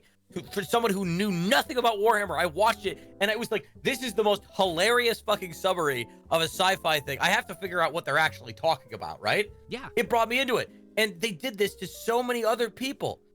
Games Workshop decided all that good word of mouth, all those, interested fans, those dedicated fans, fuck them. Fuck them. We're the only people who get to make money. And they shot them all. Yeah, and that you see companies do that a lot, usually with bigger mainstream brands where they've already got so many people into their thing, and I still think it's dumb then. But to see a niche brand do that and, like you were saying, sort of cut themselves off from having new people flow in, that's when it's particularly frustrating. one of my bucket lists is if I ever truly blow up and hit the big time as a content creator, is if they ever come to me asking for a sponsorship, like, release your fucking hold on the Emperor text-to-speech device, or I'm not working with you. Now, okay, so I'm playing devil's advocate monkey paw here. Games Workshop approaches it and they say, we will release that license, that we will rather... No, just recognize it as fair use. Yeah, That's all they have to do. That they will say, we will recognize that singular series, no other series, and that you have to sign a 2-year contract of some sort. Would you take the deal? I know they wouldn't. For my friends? Yeah, I might. Like I said, I fully agree. They would never actually make such a deal. This is me completely just saying, all right, for my friends, I actually might. We go. For my friends, I actually might, because a lot of people who I genuinely enjoy and appreciate and admire got hurt by that shit. I can bet that just. I was very angry, and it's the reason why I have never streamed or played a Warhammer property since. I do not know if I have ever heard anything particularly glowing about Games Workshop as a company. The people who run that company are about 30 years behind the mainstream thinking and how to engage a community. Yeah. All right, now, who's farther behind on how to engage a community? Games Workshop or Nintendo? Games Workshop. Wow. Not even a question. That's sad, because I love Nintendo. I'm a Nintendo fanboy. I adore their games. Nintendo is only slightly better, but their community engagement is so frustrating. Because you have to remember, these are Asian companies. Yeah, they're Japanese companies. Mm-hmm. Their entire mentality about how to maintain IP and manage communities are completely different from a cultural standpoint. Mm-hmm. And everyone goes, "Why? This doesn't make any sense." It does to them. Yep. And you would have, like I say, I always hope, I don't expect, but I had hoped that over time that, yes, I understand the cultural standards and where those come from and why those have been held to in the past, but I had kind of hoped that over time they could see enough metrics to realize, maybe we should try this other thing. But, so it goes. And yet, no. Look, the world is full of entire populations who can see the obvious solutions and leaders who just won't do it anyway. And then there's sometimes, there are times when the entire population sees a solution and doesn't know the back end enough to realize why it's actually not a good solution. I'm not saying that's necessarily the case here, but, I've certainly seen both sides of that coin of just people on the inside are like, no, you don't understand. There's certain really, niche intricacies of how certain legalities or licenses work, and it doesn't work. I don't care about their circumstances. But even then, it's, yeah. Treat people with respect. Yeah. No, I certainly, I don't think that is the thing for Games Workshop. Oh, certainly God, not. no. They're just greedy assholes. What you gonna do, man? World's full of dickheads. So it goes, but still, you see... Like Twitter! Whee! Half of my friends have muted the term VTuber because, dear God! I think that's inefficient now. I am a big proponent of block words, not accounts, on social media. No, like I said, muted the word VTuber. But I think muting the word VTuber is unnecessarily difficult and too far-reaching, because obviously the folks that are going to do that are probably going to mute a lot of their friends. That I mute words every week, every other week about different topics that pop up that I don't want to see. But I feel like muting the word VTuber is going to end up being too much, because then you're just not going to see, how many folks have in their title, their handle, VTuber, which will then block all posts from that person, right? Or does it, or do the block terms only count for what's in the post and not in the title? Because I think that usually, because when you go to use the search function, it will count the account title and the message. So look, man, I don't begrudge anyone any of their opinion of what they need to do to make that hell I site certainly don't tolerable. begrudge it. No, Twitter or X, as Elon Musk, the most divorced man in the history of divorce, refers to it as. I will kindly direct people's attention to the fact that I have not changed the URL standard that I have on the bottom bar of my streams. Thank you very much. I don't know why people would do that, but I'm not going to do it until he forces me to, and then I'll just probably go to Blue Sky since that's growing pretty organically. Yeah. The moment that probably has video hosting, I think he's dead. I'm so hoping. Just, it's such Nobody an wants- interesting thing. You know, the network effect is such a powerful force. It's why nothing was able to bring down World of Warcraft for so many years. It's why Facebook took a long time now. It doesn't make things impossible, but it means that short of actual shutdown, that's why, despite all of the incredibly frustrating decisions that have been made over the last year and a half, that no, every time people say, oh, I'm leaving or it's shutting down, no, it's not. No, it's not. Not yet, but we're going. There's only, in my opinion, that I think we are definitely on the downturn, that we are going to see that slow, steady erosion as we have seen with other things over time. There, in my opinion, is only one action that could be taken that would cause the abrupt, overnight shift in the balance of power, the way that people keep saying his dumb idea of making people pay for access? Yes. Probably. If everyone has to pay, that currently they are doing a thing where new accounts have to pay, that's not enough. No. If they say all accounts, existing accounts, and that as of date, you lose access to the site, that on that date, that will be the turning point. But short of implementing it to all existing accounts and new, not just new, nothing will actually overnight shift. I love that we're having to talk about this because all of us are being forced to bear witness to this apartheid Nepo baby's midlife crisis. Oh, it's incredible. Oh, God, it's so pathetic. And yet, it's like, it's hilarious. It'd be hilarious if it wasn't, like, filled with real-life consequences. Oh, I use the word incredible here, not in a positive sense. This is incredible derogatory. Yeah, incredible. The incredible derogatory is the best way to put it. I'm not gonna lie. What you gonna do, man? What you gonna do? You can't do anything. Your choices are laugh. Your choices are laugh or scream. I chose laughter. Yeah. Ooh, Melon Husk is a new one. I haven't actually heard that one before. I like that. Melon Husk? Oh, that's good. I like that one. Because I usually hear, like, muskrat is sort of the common one. But, melon, especially with Melon Game having been such a big thing the past couple weeks, I like that. I said I wanted to live in interesting times, Digi. I didn't mean like this. The monkey's paw. The monkey's paw. We were stupid. We were stupid and naive and young. It was like, I don't know why that's a curse. I sure would like it if life weren't so boring. We said as dumb teenagers. Girl, 10 years later, I understand what have now. I done? Please make it stop. What is the experience of childhood if not wanting to be an adult, and what is the experience of adulthood if not wanting to be a child again? I don't feel like an adult. I feel like an idiot. I just wanted to stop, please, even for a couple of seconds. Okay.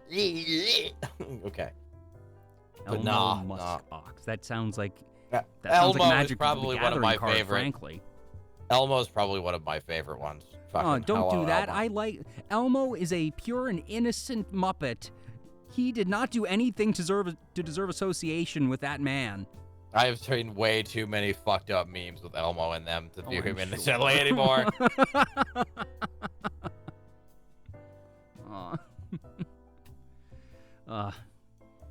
Still, we'll see. In that, yeah, Blue Sky, I think, definitely is the most viable candidate for the heir to Twitter at this point in time. Yeah, man, I sure am tired of living through significant historical events. Yeah, I forget which exact quote it was, but it was something of, man, that was, I'm sure tired of having a once-in-a-generation event every 2 months. Huh. I sure have loved Twitter over the past couple of months, in which I watch content creators who are usually Like this hello content creator that I usually, see soft and fluffy art from, or as a lighthearted VTuber.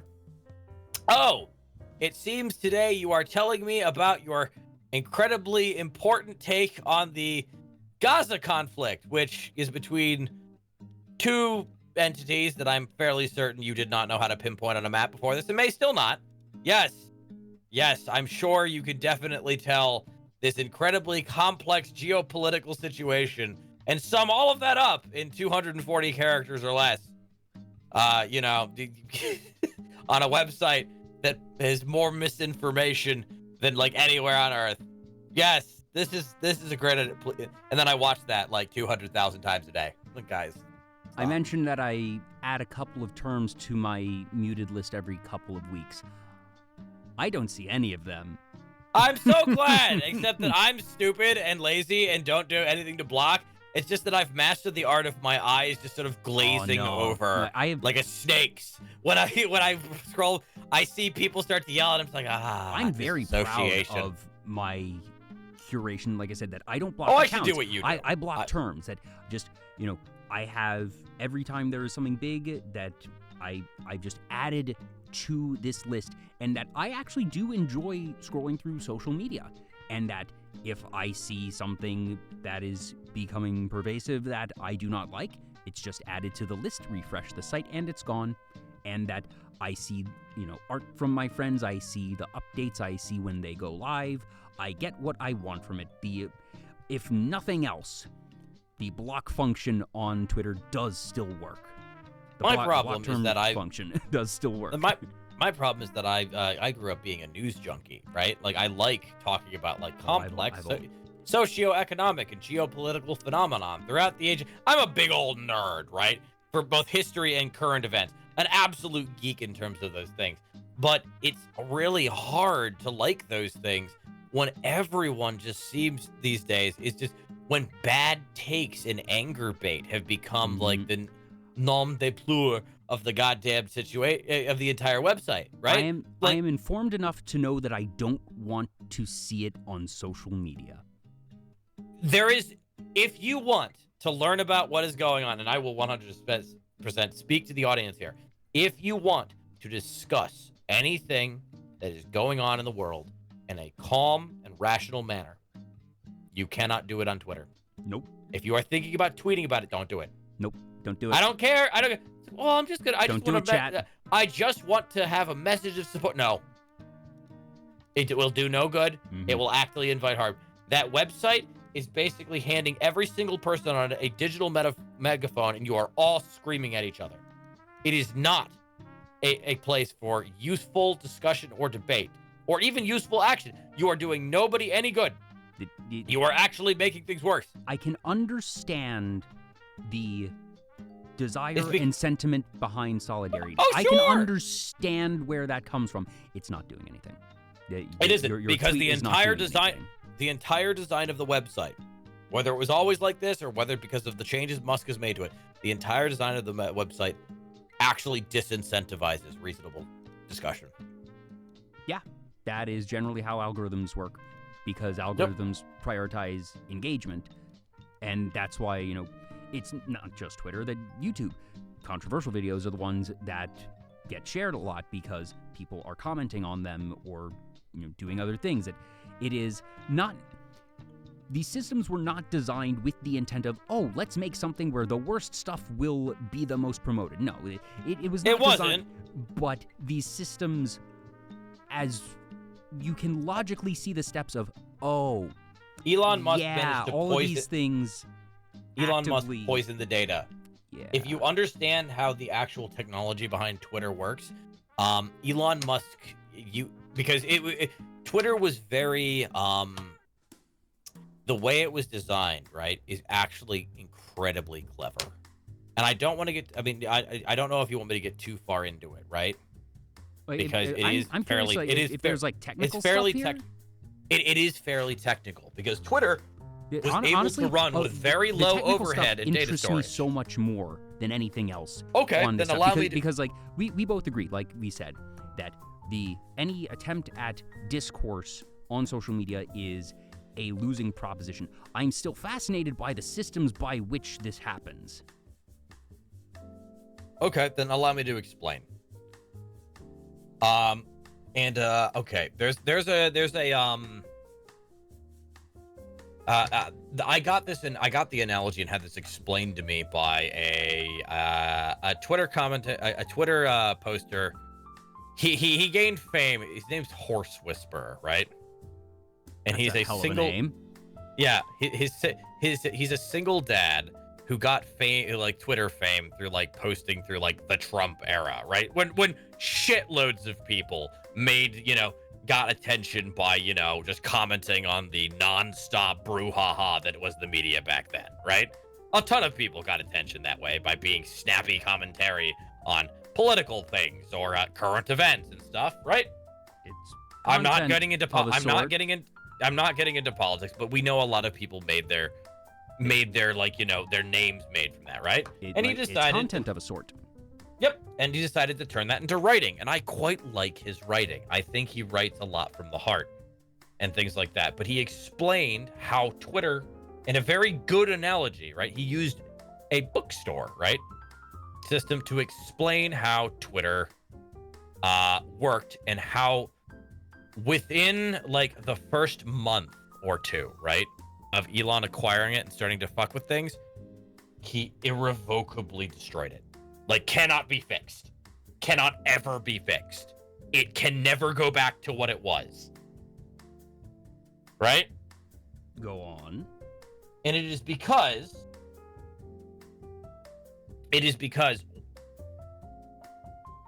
Twitter as an entire framework does not, like, it made its interest, right, because of the For You tab. It had a very well cultivated algorithm, right? It would serve you how it like managed to deal with advertising. It would serve you some of the things it knows you like. It would serve you people it follows, and it would occasionally add in, like some recommendations that it thought you might like, and it would remember like what you had did, and that it would base its information on there, right? As an algorithm is supposed to do. Exactly. That type of overarching concept is how the vast majority of algorithms work. That's how YouTube works. That's how Netflix works, etc. Exactly. But here's the thing about Twitter: storing all the information for everything it had ever recommended you throughout your entire user lifetime would be impossible for them. It would, the amount of data storage they would need would be ridiculous, right? Plus, Twitter, if you have changing tastes over time, that if you have early data that's just completely non-representative, it would make sense to dump the data after a certain amount of time and to say, all right, we're going to queue off of past, 2 years, maybe 6 months, maybe. It would. It's queued off of each time you do the website. And Twitter's incredible, like, intangible asset was that this algorithm had been honed over a decade, right? Like 15 years worth of things. It would only really record what it recommended you and what your behavior was the last time you visited the website. And in that way, wow, it was able to be significantly lighter from a tech perspective. Oh, okay. And all it had to do was keep the algorithm moving. So Twitter wasn't just the website. It was all of this training data that knew everything about everyone, and it had honed, a decent approximation of what you liked over 15 years, right? It didn't store any of that data. The algorithm just knew where it had gone, right? Okay, and then, so making sure that I'm understanding this correctly, because I might be misinterpreting. So it's a new instance of saved data for every time you open the site, but that there are saved things. So does that mean every account has its own individual evolving algorithm, or? Yes, essentially, yes. They have data on all of you, but it is based on what you did the last time you visited the website, like what it recommended to you and how you had responded. And it was relying on the fact that the algorithm just trusted that it had the data that it got from the day before, and the day before, and the day before. There was no like massive database of how your algorithms have evolved. It was just the weight of history, right? Years and years of the algorithm figuring out like what you would, over time, just what you liked and what you didn't. And it was trained that way. And that if you break And that, then- since there is no historical record, even if they were to revert things, God. it would be based off of the And new that's- type of data, which is in and of itself tainted compared Wrong. to, and that is why it can't be undone. And that is what Elon did the moment he strolled in the front door and put his thumb massively down on the scale in the name of what he saw as more free speech. He was completely wrong, by the way. There was no evidence of this whatsoever. It's just that Elon did not like to admit he was wrong, and he's also going through a giant midlife crisis, and the people blowing sunshine up his ass and telling him he's not cringe are the worst people on the internet. So he strolled in the front door, insisted that there was bias, put his thumb on the scale, and in the course of about a month, irrevocably destroyed everything that made Twitter Twitter. It cannot and will not ever go back to the way it was, because all of that intangible history, that intangible algorithm training, went up in smoke.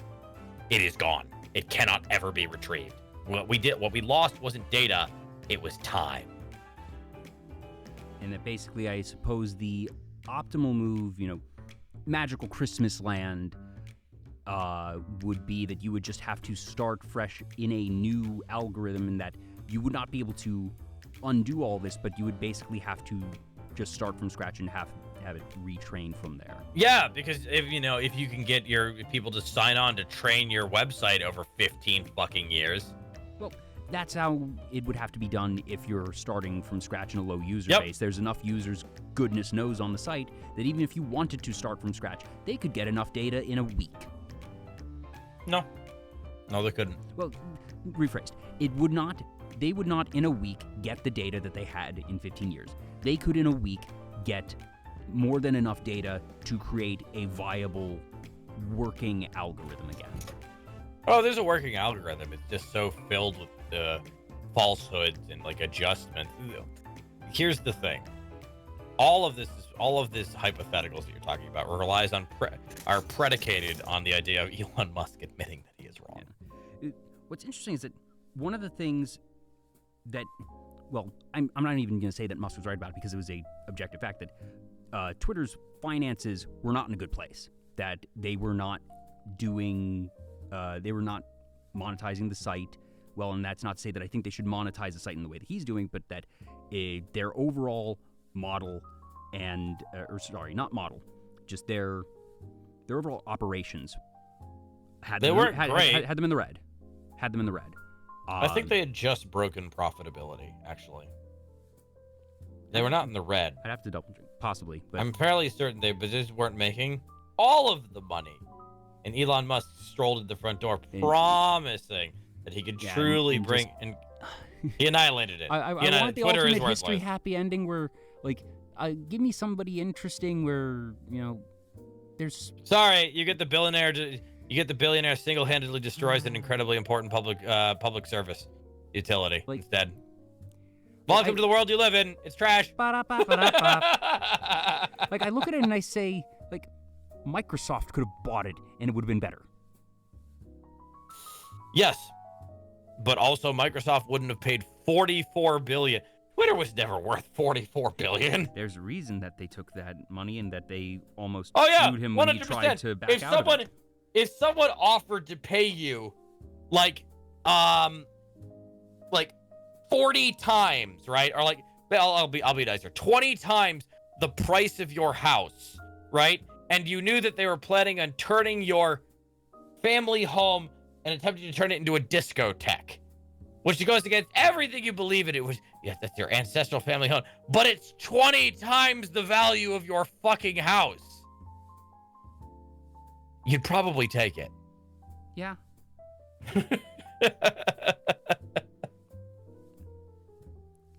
Let's say your house is worth, going on current market value, right?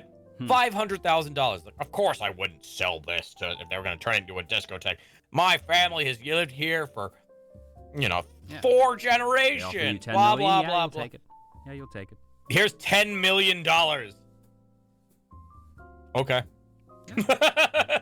And that he tried to back out of it, and they sued him because he had made a formal offer, and they're like, no, you said you were going to give us the money.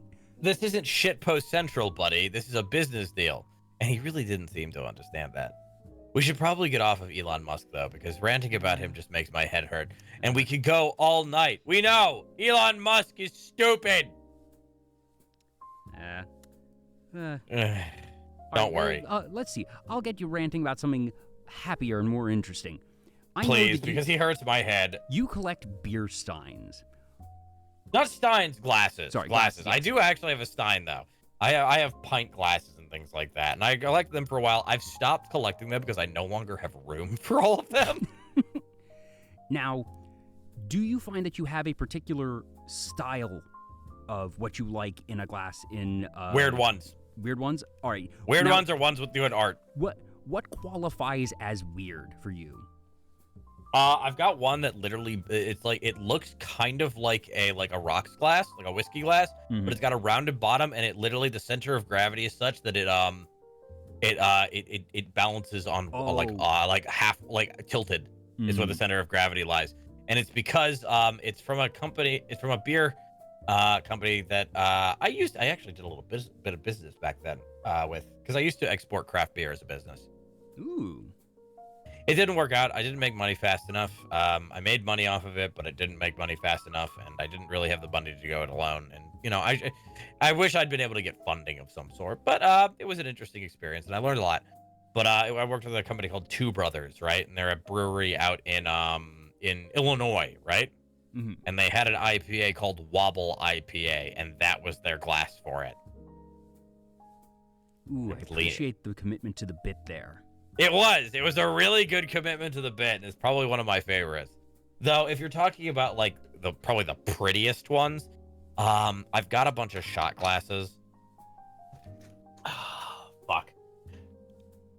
Probably my favorites are they're like sake shot glasses that a military friend of mine brought me back from Japan. Ooh. They're very gorgeous and very ornate, and I'm very fond of them. How many do you think you own? Spitball amount. 40 Okay. glasses. Mm-hmm. Yeah, probably all, and then maybe 40 shot glasses as well. Okay, pretty robust collection, but not. You have stopped yourself before it has I had become to all stop. consuming. Yeah, I just like good art, and I like art history. I'm always a novelty seeker, 100%. I like pins too for that reason entirely. Do you have a Like, I've got particular a- style I've- of pins that there's rubber stamp pins, there's metal ones, there's ones that have moving Metal parts. ones are definitely prettiest, I think. I've got a whole set of birds of prey, like very ornate, beautifully styled pins that I have. Fuck, I could probably take a picture of it for you right now. Hang on, give me a second. Yeah, sure. 1 second, it's literally just across the room from me. So do you have all of your pins up on a big cork I've got board, a bunch. or Yeah, I've got a bunch. Give me a please stand by? Sorry, that's my cat. Ooh, Dave, I will have to ask about the ZF beer. I'm sure this is a trap, yeah. but I will ask anyways. Oh, no, that's fun. The ZF beer is devastating. Here we go. I'll send it to you on Discord. Here you are. The ZF beer is Ooh. when I was... Yeah. I'm very fond of artistic stuff like that. But, okay, so do you want to hear about the ZF beer? Yes. What is the ZF beer? I crashed into ZF by crashing into the TeamSpeak drunk one night and getting taught how to play CSGO, meeting a couple ZF members. A month later, I was in because, according to one of them at the time, I made fun of you for a month straight and all you did was laugh. But the story that goes is that it's because I offered to make them all beer, right? Because I had beer contacts at that time, and more importantly, I had access to a license that would let me ship overseas, right? So begins the 2-year saga. It took me 2 years to get it all together because it was poor as dirt. I mean, I'm not much better now, but So I got it made with the help of someone who homebrewed it, who knew how to homebrew, right? And I got custom bottle labels made, and I got custom bottle caps made, and then it sat in my fucking house for a year because I didn't have the money to ship it overseas because it would have cost me over $1,000 fucking dollars. I was gonna say shipping costs for liquids and anything heavy. Gosh, no, it's worse with alcohol. The moment they know that there is a hint of ethanol in the bottle, they jack the price up by about 400%. Oh, I'll bet. It's like kryptonite to these people. The shipping costs, like, I had to lie. Costs I just exceed told the them production costs. Oh, by a mile. Not even close. Wait, if you're shipping beer samples, it's incredible. It's just beyond belief. It is so expensive. Which is why I just lied and told them it was yeast samples. That's what a lot of people do if they want to ship beer. They just say it's something else. Because it makes no sense. Even other liquids, people are like, yeah, just like label it and pack it properly, blah, blah, blah, blah, blah.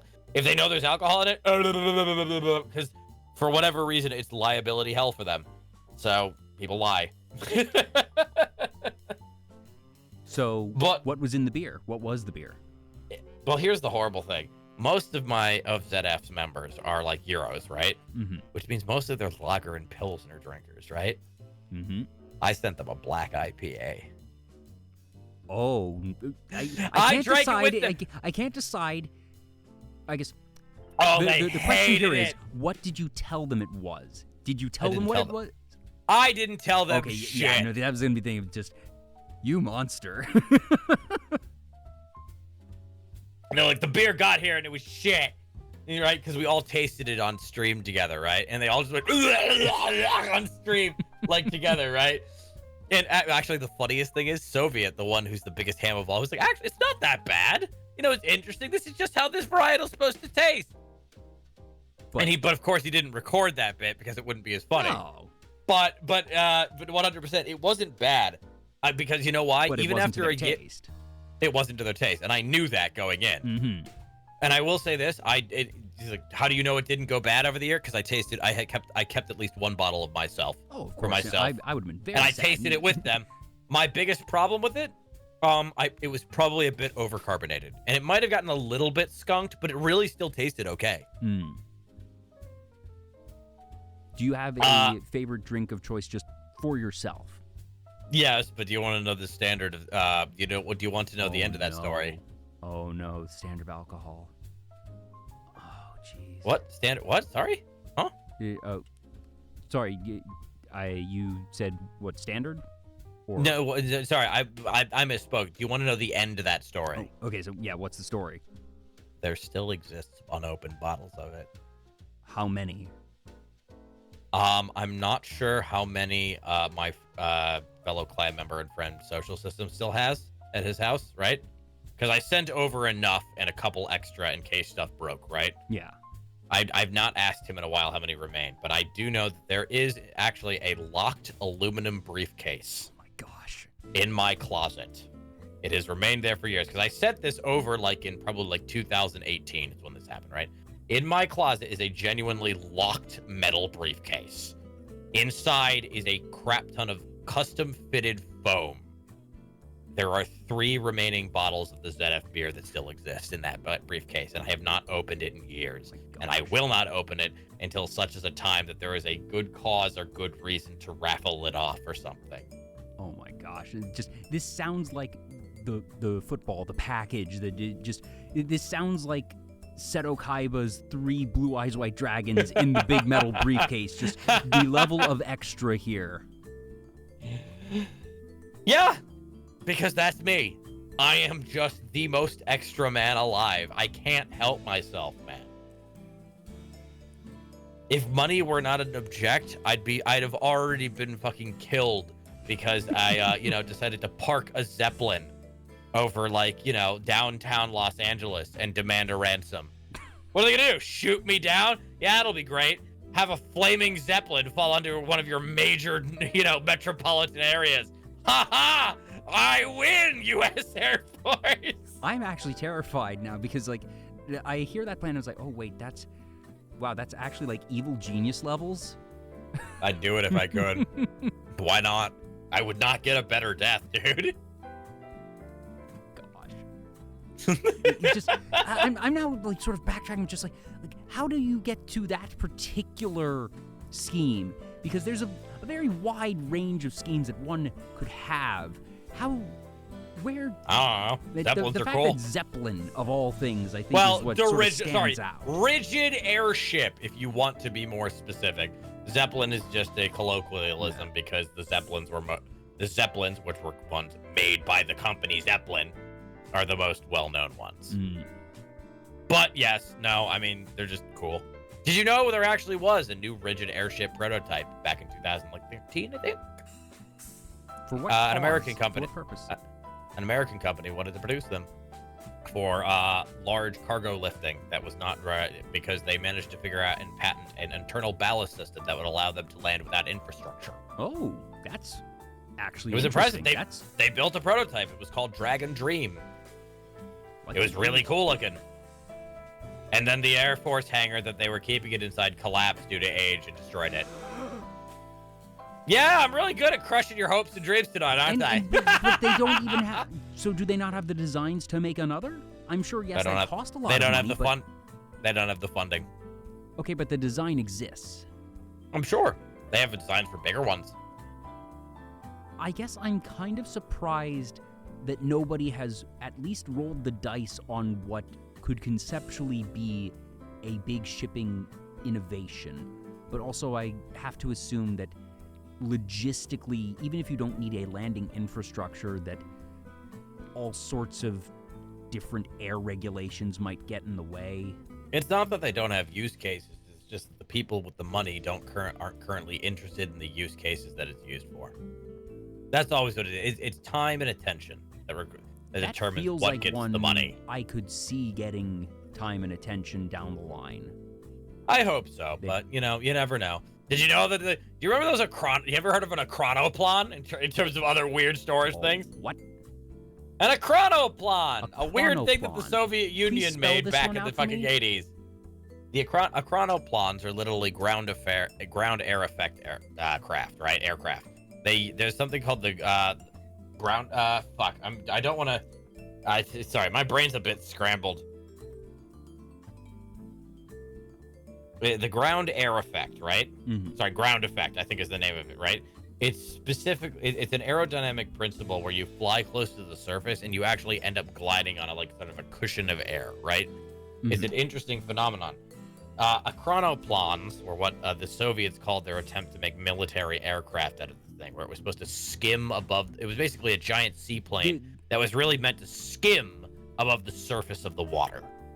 They're massive and really interesting and weird looking. Like, it's a hovercraft, essentially. No. Hovercraft, but also yes, but also no. Well, they're very altitude unique. Hovercraft, but that it is effectively. On a physics level, they are distinct. Mm-hmm. There are very few, if basically almost none, actual really operating achronoplans or ground effect aircraft in existence today. They are a technology that is very interesting, but the necessary technological development has never been put into. Until now, that is, because DARPA wants to build one. Huh. Oh, DARPA, how I love you. DARPA, if you did not know, are basically U.S. government-funded mad scientists. Their job description is literally to consider every single idea that is put to them, regardless of how stupid or weird it sounds. DARPA is the Defense Advanced Research Projects Agency. And at the very least, I can respect the concept of having such an agency. That I like that, that any country has the concept and the forward thing is to say, all right, let's set aside a small sliver of budget. We're not going to go crazy on this, but let's just, sort of it's almost penny stock mentality of, okay, let's let some folks do some weird stuff. And DARPA's annual budget is $3.868 billion, bro. Which is a tiny fraction. It is absolutely a tiny fraction of the U.S. budget. Well, absolutely. But DARPA is responsible for some of the most important technological advancements in the last several years. Because you assume, all right, the stuff that you let the mad scientists do, that even if only 1 out of 100, 1 out of 1,000 prototypes works, that one is probably going to be a game changer for whatever the hell it's for. Mm-hmm. Yeah, exactly. Also, it's just interesting. I'm doing a quick skim of the Wikipedia article on it, and just they've done some, Yeah. Yeah. This is why I'm fascinated with things like bureaucracy, government, geopolitical stuff. Because if you delve into the nitty-gritty of like the boring and bureaucratic and all the way the world works, it's fascinating to me because it's there where you find the really interesting stories. Like, wait, this was responsible? Like what I told you the other night, right? Mm-hmm. One man is responsible for approving all beer labels in the entirety of the United States. All of them. One guy. Yeah, and this guy was basically a machine. Yeah, he was a weird, probably kind of autistic little dude. Oh, almost certainly. The little notes about his personality very much seem just... And his middle name was Battle! It seemed like it was a nickname. I don't care! It's always That's used in so quotes, badass! but I appreciate that he acquired the nickname Battle. This man was known as, for those of you who don't know, this man retired like probably mid 2010s, right? He has since been replaced with another person who's like replacing, but it's still just one person. This man was known as the beer bottle dictator. No one worked. They were like, he was both respected and feared in the beer industry, right? He could sink or swim your entire beer with one stroke of a pen because or at the very least, he also a beer's marketing department. Yep. And he was also known to work probably harder than anyone in the entire beer industry. People would get random fucking beer approval, like label approval notices at like 3 a.m. in the morning. The dude was just eccentric and knew his job. And that he happy doing that. And it was just, it wasn't that he had whims and would necessarily deviate from them a lot. No, but that he did not appear to have an ideology. Yeah, that if anything, you need to have someone in that position who is not going to have an ideology. That's very important. And that it's just, he would be looking at these and there are certain standards and approvals, and that he would be able to look at these and approve them at an incredible rate. That I think it was in excess of 20,000 per year. And people would year, see him. People would see him show up at like beer conferences, and he'd actually have multiple laptops out at once to review multiple labels at the same time. The dude was basically just a machine, and he's literally like, if you want an example of like a truly non-partisan, so to speak, bureaucratic official, this guy was it. This was just what he did. And that was his career, and he did it until he retired. You have that in other industries, too. It's not just the beer industry. That you have that in pharmaceuticals. You have that in food, that somebody has to approve certain labels, and that there are certain advertising standards, and that I don't know if it's necessarily one person per industry in this case, but someone's job usually is to approve certain things, at least when they get to certain markets. And that's where you get them. That's where you get the most interesting stories. And that I've told you, and I've said this before on the show, that I'm a big business nerd, and that the types of stories you were telling me about Games Workshop and about Ark, that's the stuff I love, of just hearing what goes right, what goes wrong, how decisions are made, the little things of, obviously, I usually prefer the happy stories. I can appreciate a good garbage fire, don't get me wrong, though, but that I always get so curious of, one thing I mentioned was, I'd love to see a documentary on Hololive. I want it to be on 3 people. I want it to be on the CEO, Yago, Achan, and Tokino Sora, the first talent and the best friend of the first talent, who became basically executive number 2 and one of the most forward-facing staff members of the company. And just their ride, because Cover Corporation was a software company, that they were not supposed to be an agency, that the whole thing of the HoloLive app was supposed to be something along the lines of what VTube Studio was, a proprietary type thing, but it was meant as software. That Cover Corp, Motoaki Tanigo, the actual name of Yago, I'll get to another story about that in a second though, but he worked for Sanrio for a while. One of the first products that Cover Corp ever made, they made a ping pong game, a VR ping pong game, because they were supposed to be a software company. They were not supposed to be an agency, and then they sort of fell into it. But to their credit, they've run with it, and they have taken this and built it into an empire. Do you know, I've been saying the name Yago, and if memory serves, you weren't actually familiar with it first time I said it the other night. No, I don't really know much about Hololive at all, so frankly. The CEO of Cover Corporation, Hololive, is Motaki Tanigo, nicknamed Yago because one of the talents, Matsuri, in a stream some years ago, just because of how kanji works, called him Yago. That Tanigo somehow became Yago. That there was some misinterpretation because kanji is a weird system and that stuff can happen. And it just became a running joke and it eventually overtook it, and that Yago, Motaki Tanigo, didn't push back against it. He allowed it to be okay. And that they had a partnership with the Japan Pacific League, the biggest baseball league in Japan, this past year, and they had custom jerseys, and he threw out the first pitch. The name on his jersey was not Tanigo, it was Yago. Mm-hmm. And that he's just full-on embraced because of a mispronunciation that they ran with, and that he allowed and enabled.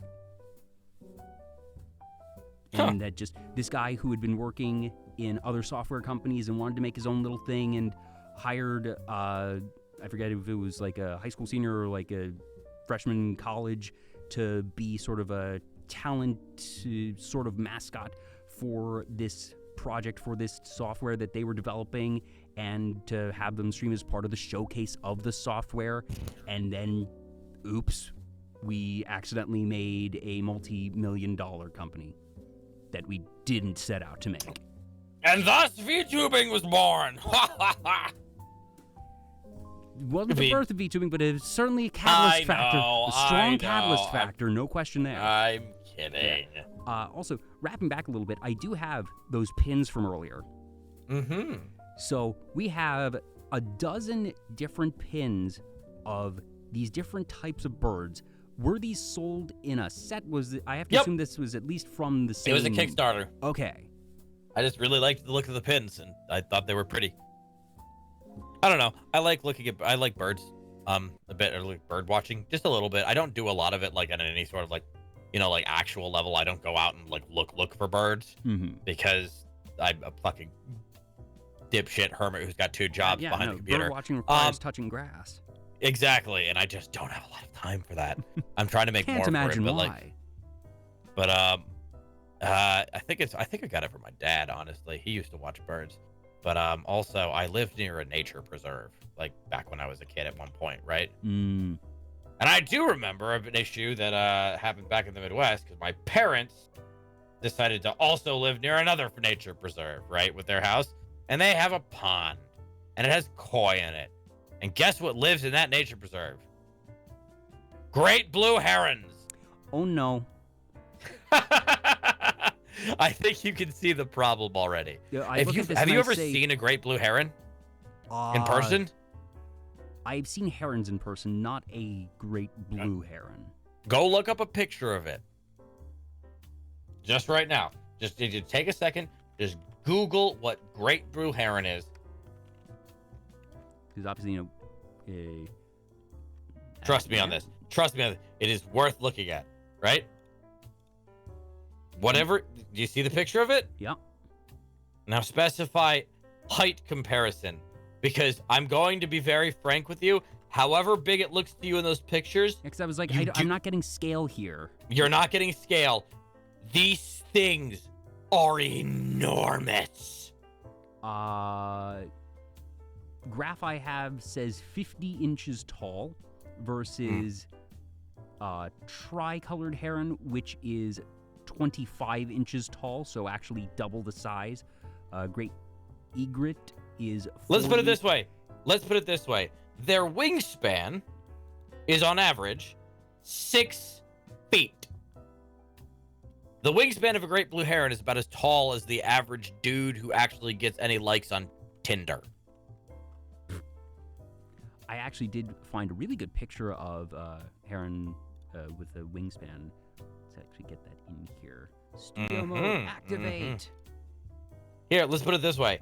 Here's a good picture for you. You want to know how big it is? Here's a dude fishing and a great blue heron next to him. I hope you like being terrified of birds. Sending. There we go.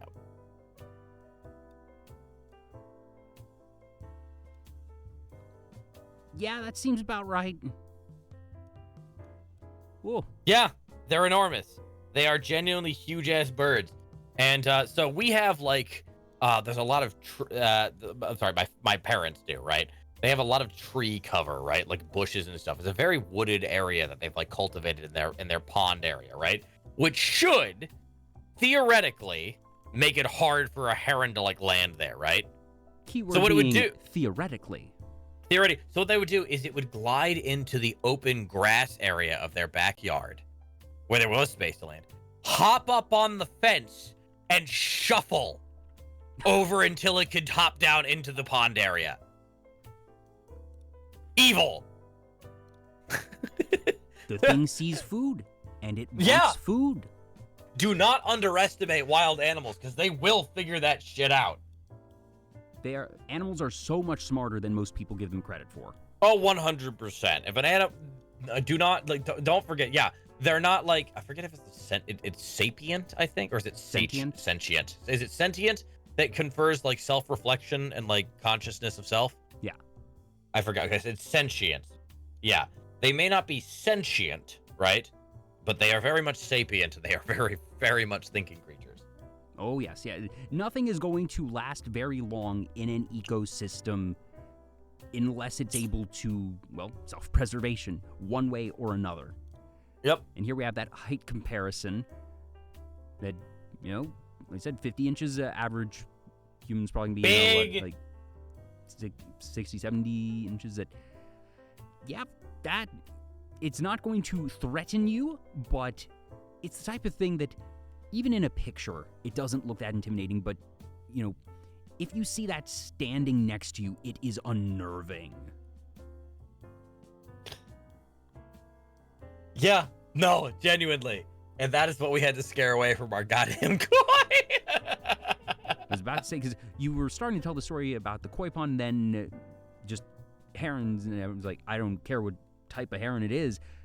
I was kind of worried, oh, so you mean there were koi past tense? We lost some to it. Yeah, 100%. I'm sure because what are you going to do? The thing has a beak like a spear. There's not much you can do about that. Mm-hmm. Gosh. Because I've seen, I don't know what particular type of heron is, but, you know, those things stand quite tall, even when they aren't the great blues. They are not small animals. No. At least it ain't a shoebill. No, the shoebills are nice. I like shoebill. Clonk, clonk. I'm just fond of them.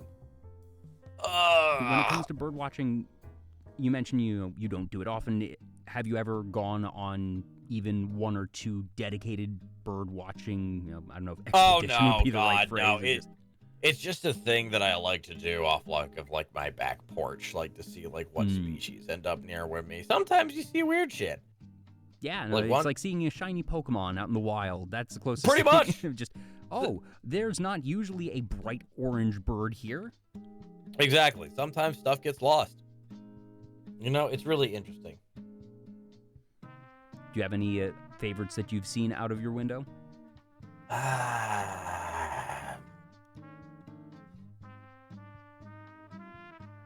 I mean, it's always nice to see birds of prey, right? But probably the coolest thing is when I went back into my parents' backyard when I was visiting, and a great horned owl swooped out of the tree about like 3 feet above my head. Whew.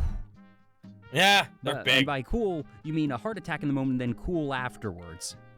I was shocked, but I don't think I was afraid, you know? It was startling, I suppose is the point, right? Now, like a bird... Also, was this during the day or night? Day. saw it in full thing. I was like, what the fuck? What are you doing here, man? Like, buddy, shouldn't you be asleep? Yeah, exactly. I have no idea why it swooped out of the tree like over our heads. I guess we must have accidentally disturbed it somehow, but something spooked it. But man, that was something. Great horned owls are big, you know? Yeah. It was cool though. It was definitely cool. Though probably one of my favorite bird experiences if we're talking about is when I was in Florida? Florida Keys?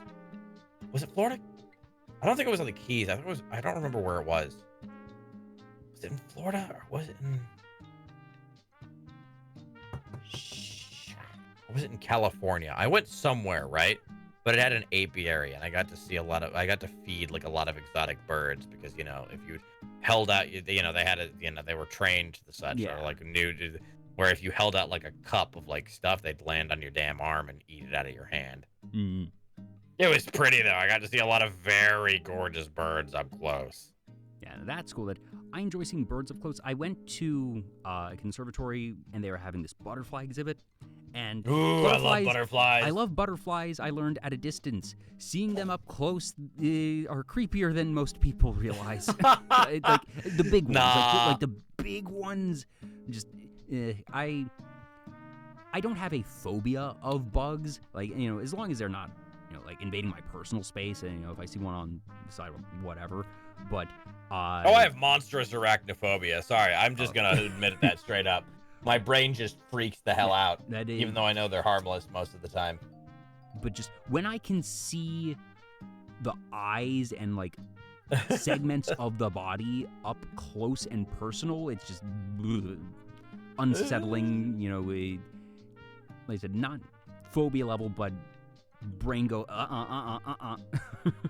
And seeing, I saw all of these incredibly beautiful butterflies as I was entering in, and then as I start to get in, it's like, you know, there was hundreds of them. It was basically a swarm, obviously a totally harmless swarm, but a couple of the big ones got up close and just flew near me because they were used to having visitors come in. That's what the conservatory is, so they're just entirely unafraid.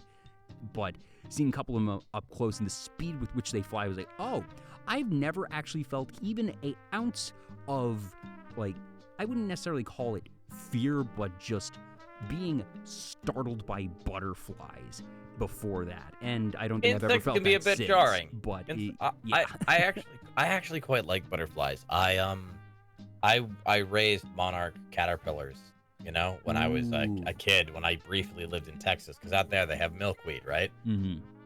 Oh man, the decline of monarch butterflies was just such a depressing thing for me, and to hear that they appear to somewhat be recovering is just super happy, because I would like to say, like, this is definitely like a bucket list sort of thing. I'd love to see the monarch migration. They're gorgeous, but I love I think butterflies are pretty. I think moths are cute. Have you ever heard of death's head moth? No. That's okay, a hell of a name. A death's head moth is oh wait, is that the one where like the pattern on the wings looks like a skull? The pattern on the back of its back looks like a skull. Correct. Okay, yes. I've not heard its cry, but I'm familiar with that type of moth. They squeak. Now, is this a cute squeak or like a shrieking squeak? No, they sound like a squeak. Go look it up right now. I will wait. I will run my mouth while you look it up. I will not allow for dead air. I will listen, but trust me, it's absolutely fucking adorable. YouTube does autocomplete for Death's Head moth squeak. Because of course it does. Of course it does.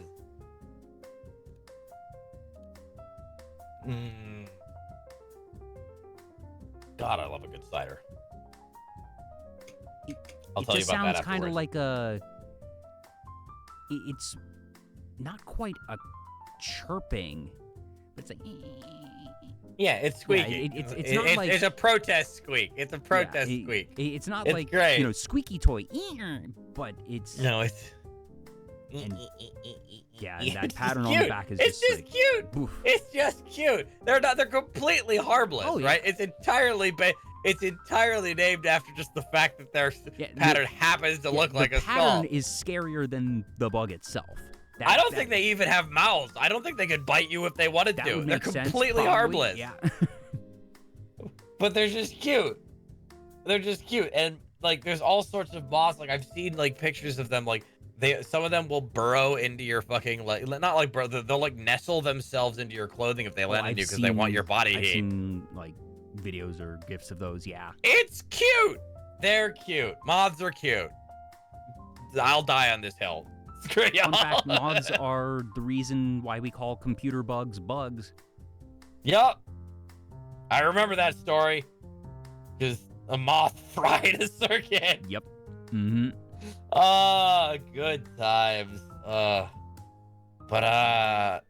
Yeah, no, I like butterflies. You know what the most beautiful butterfly is at least okay. I would agree with this, but it was told to me by a parent of mine, right? One of my parents. It was my dad. My dad collected butterflies and moths and stuff. Like he had a collection of them, right, that he bought, but he liked watching them, right? Mm-hmm. And he said, because he was in the Peace Corps for a while, right? And that also led to him ending up going to a lot of foreign locations because of those connections he made, right? Yeah. He ended up in South America, and he says the most beautiful butterfly that he ever saw is a blue morpho. A blue morpho is very special because if you didn't notice, right, blue, or true blue, right, the color blue does not often exist in nature. Correct. Yeah. Oh, I've seen this in that. There is a variant of this in Animal Crossing, and it is this neon, vibrant blue. And the blue morpho is interesting because it's not neon blue, right? I mean, it looks like it in photographs, but if you see it in person, it basically, the way that it is, it's iridescent, right? Because the way that the actual like structures of its wings are constructed, it makes it almost look kind of like holographic. Yeah. Like a foil magic card, Yes, right? Yeah. It's an incredibly unique creature in the animal kingdom, and that was actually what I got him as a Father's Day gift one year. Is I found in a curio shop in New Orleans, right? Ooh. I found a bunch of butterflies, and one of them was a blue morpho, and I was like, "Yeah, there's no better gift than this." One sec, get an image of that up. I did find one that has really like you said, that holographic look to it. It's very unique, you know, like you can't really because of the motion, right? Like that you are able to see it. It's hard to really show off in a photograph because a photograph by nature is still. Mm-hmm. And the blue morpho's wings actually like refract light. I've got one up right now, and it does a pretty good job, but definitely seeing these types of things in person is going to be so much more than a picture can convey, because you really have a certain texture to it, and just the fact that depending on it's the angle literally that you texture look at it, that it's because it's the layering of it, not just the material, right? It's not really replicable, so to speak. It's just one of those things in nature that's just like, Jesus Christ, you know, like this evolved. It's so strange, but it's really gorgeous. I love stuff like that. I 100% love stuff like that. In 129 episodes of Vtuber Talk, I can say that I am 99% certain I have never discussed butterflies before. But that's good. And just, if Broken Bone says Digi is secretly a Lepidopterist, and for some reason I find that extremely adorable. Oh, shucks. I just like stuff. There's just neat stuff in the world. The whole world is made of neat stuff. And I really wish people would just take more delight in it. And I so, love this is listening in South to America, people. yeah. So Yep. You cannot really, like, I mean, it's hard to describe because they, you know, it's like an Amazonian thing, right? mm-hmm. You're not gonna find them up here. Yeah. At least not in the wild. That you might maybe can find a museum, but the coolest ones I saw up here was when I lived in the Midwest, right? And it was a Cecropia moth. They're just pretty. They're just very vibrant and pretty. sure if you can hear my keyboard or not. Yeah, I'm trying to remember how to fucking spell it for you. I already found it. Oh, yeah. That's neat. They're very gorgeous. Little They're very... circles or like oblong shapes on its wings kind of look like They've got the... beans. Yeah. They're more like eyes. They're meant to replicate eyes. When you see these kinds of markings on butterflies or moths, they are entirely meant to represent eyes.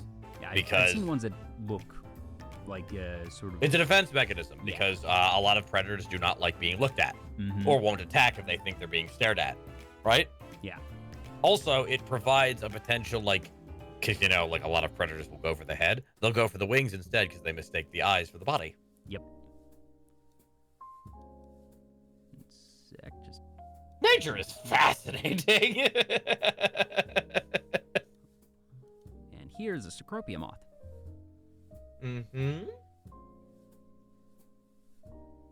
Crabby. And we have sort of a hand for Also scale orange. here. I just like orange. They're big. They're quite big for, like, you know, For moths. what somebody... Yes. Yeah. Also, I don't know. What part of the U.S. do you live in? Like, region-ish?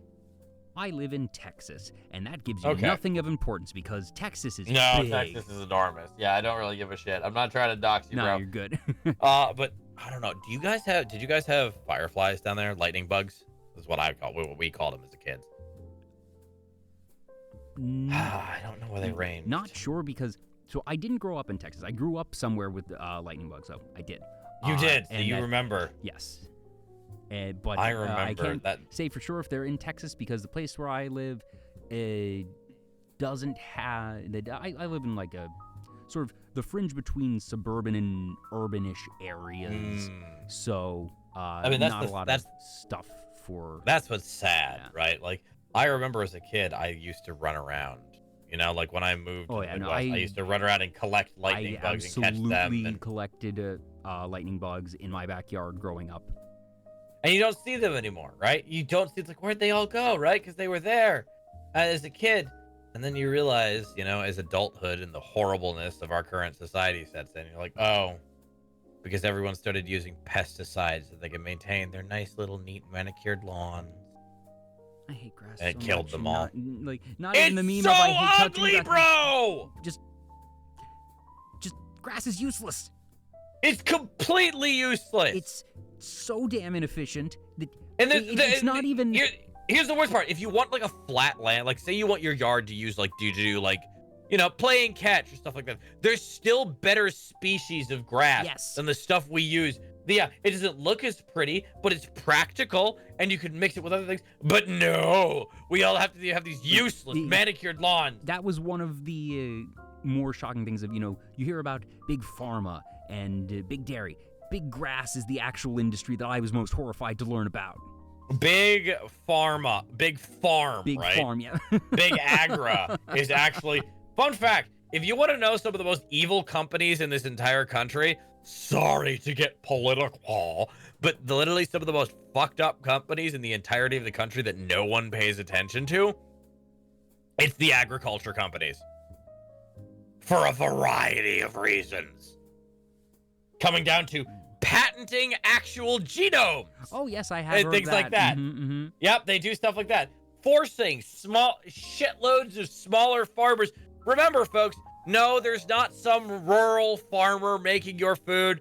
It is a giant agro conglomerate that is still subsidized by the government because they'll fucking sink you if you dare to suggest that they don't deserve a shit ton of free government money because they're enormously powerful and put a crap ton of money into making sure they lobby against anyone who dares to suggest they shouldn't get free money from the government even though they're wildly profitable. Yeah. They patent genomes, they flaunt fucking, work standards, and they crush small businesses between their fingers like it's paste. They're terrible. Like, the agro companies are terrible. They're responsible for, like, remember all those videos of, like, that they dispose of a bunch of milk instead of, like, by pouring it down drains and stuff like that? Instead of just, like, there's a government program to give this to needy people. Nope, none of that. Fuck that. AgroCorpo says, fuck you. Profit. Yeah. Yep. Broken bones. Patented wheat genomes and not allowing you to replant the wheat you grow because they made it sterile. Yep. Like, that's... Agro companies are fucked up. That's evil genius comic book levels there. Yeah, literally. But nobody pays attention to it, right? Yeah. But nobody pays attention to it because at the end of the day, right? Everyone the does average need to eat. Everyone needs to eat, so there's no real societal reason for anyone to take a stand against it. It's all negative, no gain politically, right? For anyone to draw attention to it. Yeah. The only thing a politician would get if they brought attention to it was a giant face full of money towards their nearest competitor.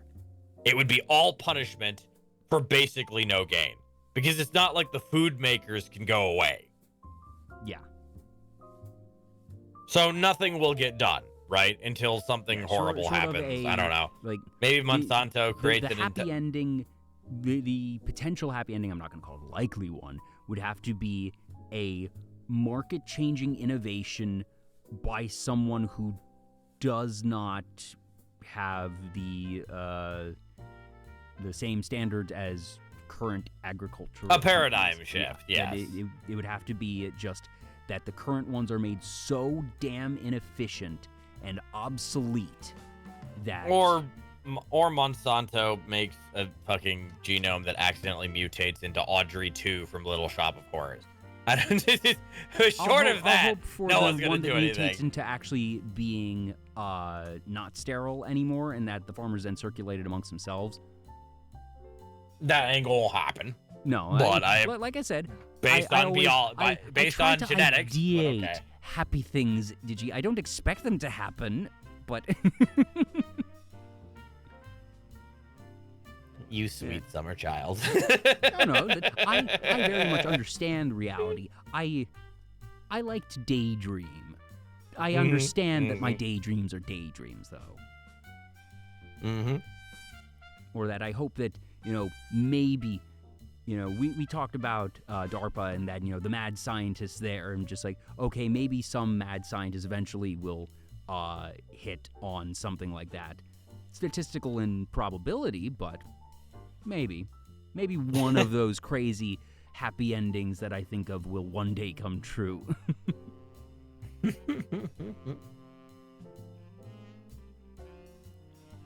Just catching up with chat. Better pay us for more wheat. Yep.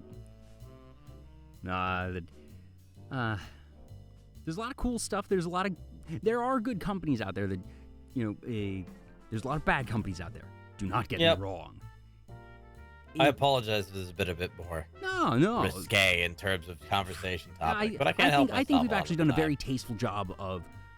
I try to keep it that, tasteful. I think that I'm it is very reasonable enough to say these agricultural business practices, while profitable, are ultimately not great. I don't think that's terribly political. I think that is a safe enough one. I will absolutely gas up my chat here, and then I'm very proud of the community that I personally managed to craft by accident, of course, but that I've definitely had nights where I've gone into very, very hot button issues, right? And even though I'm trying to discuss it in a reasonable fashion, I get almost nobody tries to start a fight. Nobody starts screaming at each other. Nobody tries to start shit. I'm very proud that despite the fact that sometimes I just go off the handle and discussing things that normally people wouldn't even touch on stream, right? And yet it was all tasteful and well done, and no one threw a fit or tried to make a thing out of it. And I'm very, very proud of the community I've crafted for that very reason, because that's a rare thing on the internet.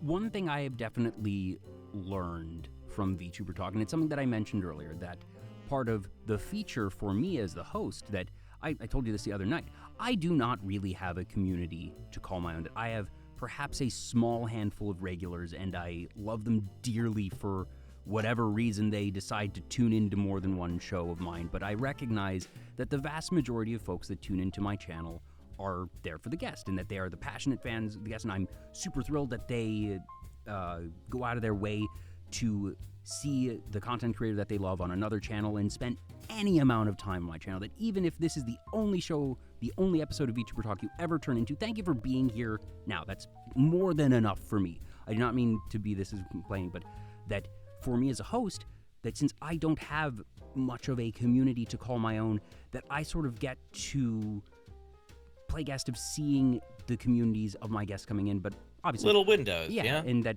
naturally I don't invite anyone to be on my show without being in their stream at least 3 times, usually like 3-5 times bare minimum.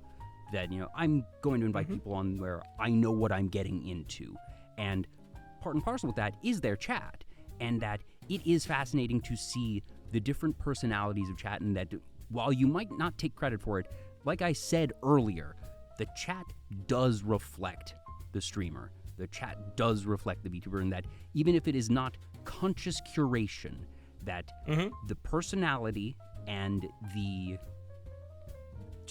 overall mood, mannerism, and just the vibe really does match. And that, yes, your chat likes to poke fun at you, but you and yourself, that if it ever pushed a line, if it ever went too far, you ban them. That's just how community... I'd warn them and then ban them. And it's everyone gets a chance, unless you're being an obvious piece of shit. Yeah, and but that also just, you know, I certainly see this type of poking fun at the streamer. It is a very common thing, and that it is something that, yes, you may, protest against it. If you actually really disliked it, you could put a stop to it, and you know it, and that it's part of the bit, and that it's fun, and that the community understands that you end up having these just unspoken understandings that develop, and that if you are in any given chat, any given community for any significant amount of time, you learn what those standards are, you leave because the standards aren't to your taste, or you get kicked out because you are breaking those standards. And yet, I don't have to very often But I think that's part of it, that you usually don't have to. And I'm happy about that. Because it ends up being self-regulating a lot. A lot of the time it does. But you know what? I'll still be proud of it. Yeah. Regardless of whether or not, you know, I'll take that. I'm happy with where I am. Do I want to grow? Yeah, because I want to be able to do more and wackier things, but I'm happy with the people who choose to watch me, and I will never not be thankful for their support. Broken Bones, the Silly Brigade, the Goofy Battalion, the Tomfoolery Platoon. Have you actually decided upon a name for your community or chat? Because, you know, some people do, some people don't. Fuck that. I haven't. I the way I'm approaching it right now is I'll know it when I see it. Right? I'll know the good idea when I see it, and I've not seen it yet. But we'll see. Honestly, though, we've been going for about 3 hours, and I really can't think of a more heartwarming way to end this. All right, yeah. So, and honestly, I wasn't sure how long ago, because like we said, you've had a week, man, and that I do appreciate you taking time out to be here, and hopefully I've been able to help you sort of unwind after a long week, and that it's... You absolutely did. Honestly, like, please, it was genuinely my pleasure to be here. I'm so glad you had a good time. I have just 2 last questions that I ask all my guests. They are very simple. Well, one is simple, one is sort of difficult, but we'll see. The first is, do you have any goals for the rest of the year? That we're getting near the end of it, so whether it be a particular project, a type of stream, is there anything you're hoping to do before 2023 is done? For the rest of the year, no, because I don't think that it is a good idea to rush my project. Do I want to get them moving? Yes. Do I think that it's important for me to get them across the finish line before Christmas rolls around? No, I don't think that's a good idea to put pressure on myself. I think that would be incredibly unproductive and probably toxic to myself. What I want to do is I want to prepare for the next year to come out with a bang. That is a very fair and practical approach. That, wasn't sure if there was anything that was, just on the cusp of being done, just waiting to be released prior to the end of the year. But, well, I can tell you what stuff I'm going to do, like in the next couple of days. Oh yeah, well, I would consider that accomplishing something before the year is out. Absolutely. Oh, fair enough. If the preparation's done, it is yet to be accomplished. It is yet to be done. For an unspecified project, I'm going to be opening a Rust server that is open to all, specifically to submit base design ideas. You'll be able to come onto the server. It will be incredibly easy to build a base, and I want to solicit people to build bases based on a couple of criteria in a couple different categories for use in an unspecified project. Because if I like your base design, I can just save it and move the profile elsewhere. So I'm going to be opening that up, and then probably either this weekend or the coming week. Ooh. And so if you like building in Rust, specific type of project and ask of, all right, come into the server and build a thing. Do not destroy anything. Do not kill anyone. Do not play the game under normal circumstances. But that you are, like you said, you are soliciting designs. Yep. Soliciting base designs. I know a lot of people just like to build, and I have use of that for a specific project. I'm very excited to see what that ends up becoming, and that I also look forward to seeing what these designs are, because you mentioned there will be criteria, but goodness knows, whenever I see these types of things thrown out to the masses, that you get some designs of, okay, I can see where that happened, but someone's going to do something real weird. You don't know what it's going to be, but that's the whole point of doing this type of thing, of getting someone to come in and do something real weird. I love beasts of weird. Yes, indeed.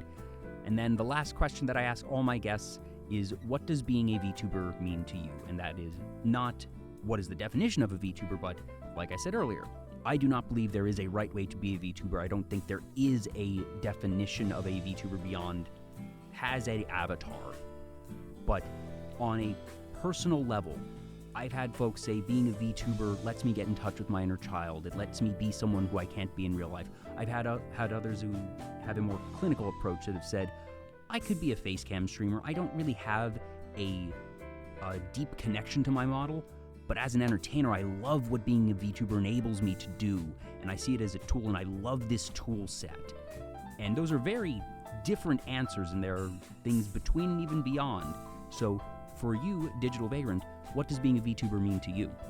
Look, Ma, I'm a cartoon on the internet. That's it, man. Like, look at it. It's just a medium.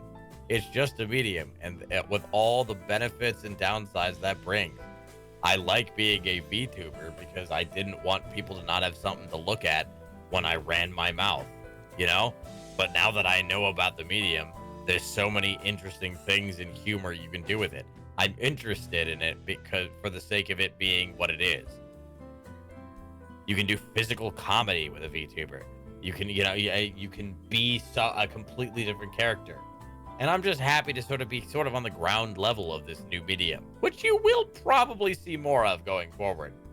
I'm waiting until the corps realize that they, go the way of opera and realize that they can have characters that can talk to children. Yeah, that I think the big innovations in the things that will make VTubing mainstream are a combination of what you just mentioned, that brands realizing and sort of getting the concept to general consciousness, but also I think that whenever Facecam or just other content creators, non-VTuber content creators, finally realize that you don't need to be a VTuber in all your content to use a VTuber model. There's been a small number of content creators that have gotten models and only use them a couple times. I'm waiting for people to realize that you can just get VTube Studio and use stock models, and like you said, you can do physical comedy, you can ignore physics, you can do other stuff, or just Facecam streamer doesn't want to, put on makeup today or whatever, and realize that they can just have this as a backup, used once a week, once a month, but it doesn't need to actually be their whole brand, their whole identity, but it is a tool set. And that I think when other content creators realize that they can just do that, and that they don't need to buy or commission fancy models with extra rigging, that there's so many things. Go to Booth. You can get any number of things free or dirt cheap that look good, that work well. And when we see just the rest of the content creation sphere realize that, VTubers are going to be everywhere. Might not be every channel every day, but I think that in 5 to 10 years, having a model, even if it's a basic one, will be just standard default operation for content creators. That you make your social media profile, you get your basic VTuber model, you might not do anything big or customized to it, but you always want to have it just because, there's all this other stuff that people will realize you can do with it. And that's, I mentioned the other day that I had one big thing about VTubing where I think it's going that I wanted to hold back. That was it. That it's when the other content creators realize what they can do and not have to be a full-time VTuber. Well, I look forward to seeing what ends up truly happening. Yes. And again, I appreciate you taking time out. I asked that last question of what does being a VTuber mean to you at the end because it helps put a bow on things, and while I never know exactly how someone will answer, the answers always make sense, and that I had a feeling certainly that you were going to sort of fall more on the side of not necessarily deep connection with the model, but that, like you said, it's fun. That is a tool set to you. I'm fond of my model. One-liner. That I still ask the question, even knowing or having an educated guess of where it might fall. The delivery makes it. It was such a good one-liner. So I do actually have one technically last question, and that's who would you like us to raid? Oh, that's a good question. Let me see. I will let you look around for that, and I'll do some last housekeeping. So, and to anybody who's tuned in, thank you so much. Also, Raven Program, I think I missed your follow 2 hours ago. I'm sorry about that, but thank you for the follow if you're still here. Thank you again to John and Pam for the raids. Thank you to anyone who raided and stuck around. Thank you to everyone who came from Digi's community and stopped by. If you're watching on YouTube, hi YouTube, like, comment, subscribe. Congrats on making it to the end of the show. I do need to remember to actually set up multi-streaming because I can do that again now. Yep. Because they stopped being like that. Yeah, I need to set that up. But again, thank you all so much. I do these shows usually about once a week. I actually have one lined up for Monday, which I'll be announcing tomorrow. And a couple, actually, for the next couple weeks, and I've had a few weeks off and I'm making up for lost time. So I cannot promise any regularity to my schedule because I tried to schedule around the guests. So if you're interested in seeing more shows like this, you can follow me here on Twitch or on Twitter. It's just Vtuber Talk both places. But even if you're not following me, if for some absurd reason you are not already following Digi, please do so. The links are here at the bottom of the screen. They'll be in the video description on YouTube, and they're in the channel panels here live on Twitch. All right, Digi, you got a target? I do, and her name is Over Easy Eggs. Ah! Yes, I have seen them around, and it's just easy. I forget, is it EGGZ or... Oh, Over EZ. Yeah. The letters Eggs. EGGS. Okay, yeah. Never remember if the last S That's is the an S one. or a Z. Yeah.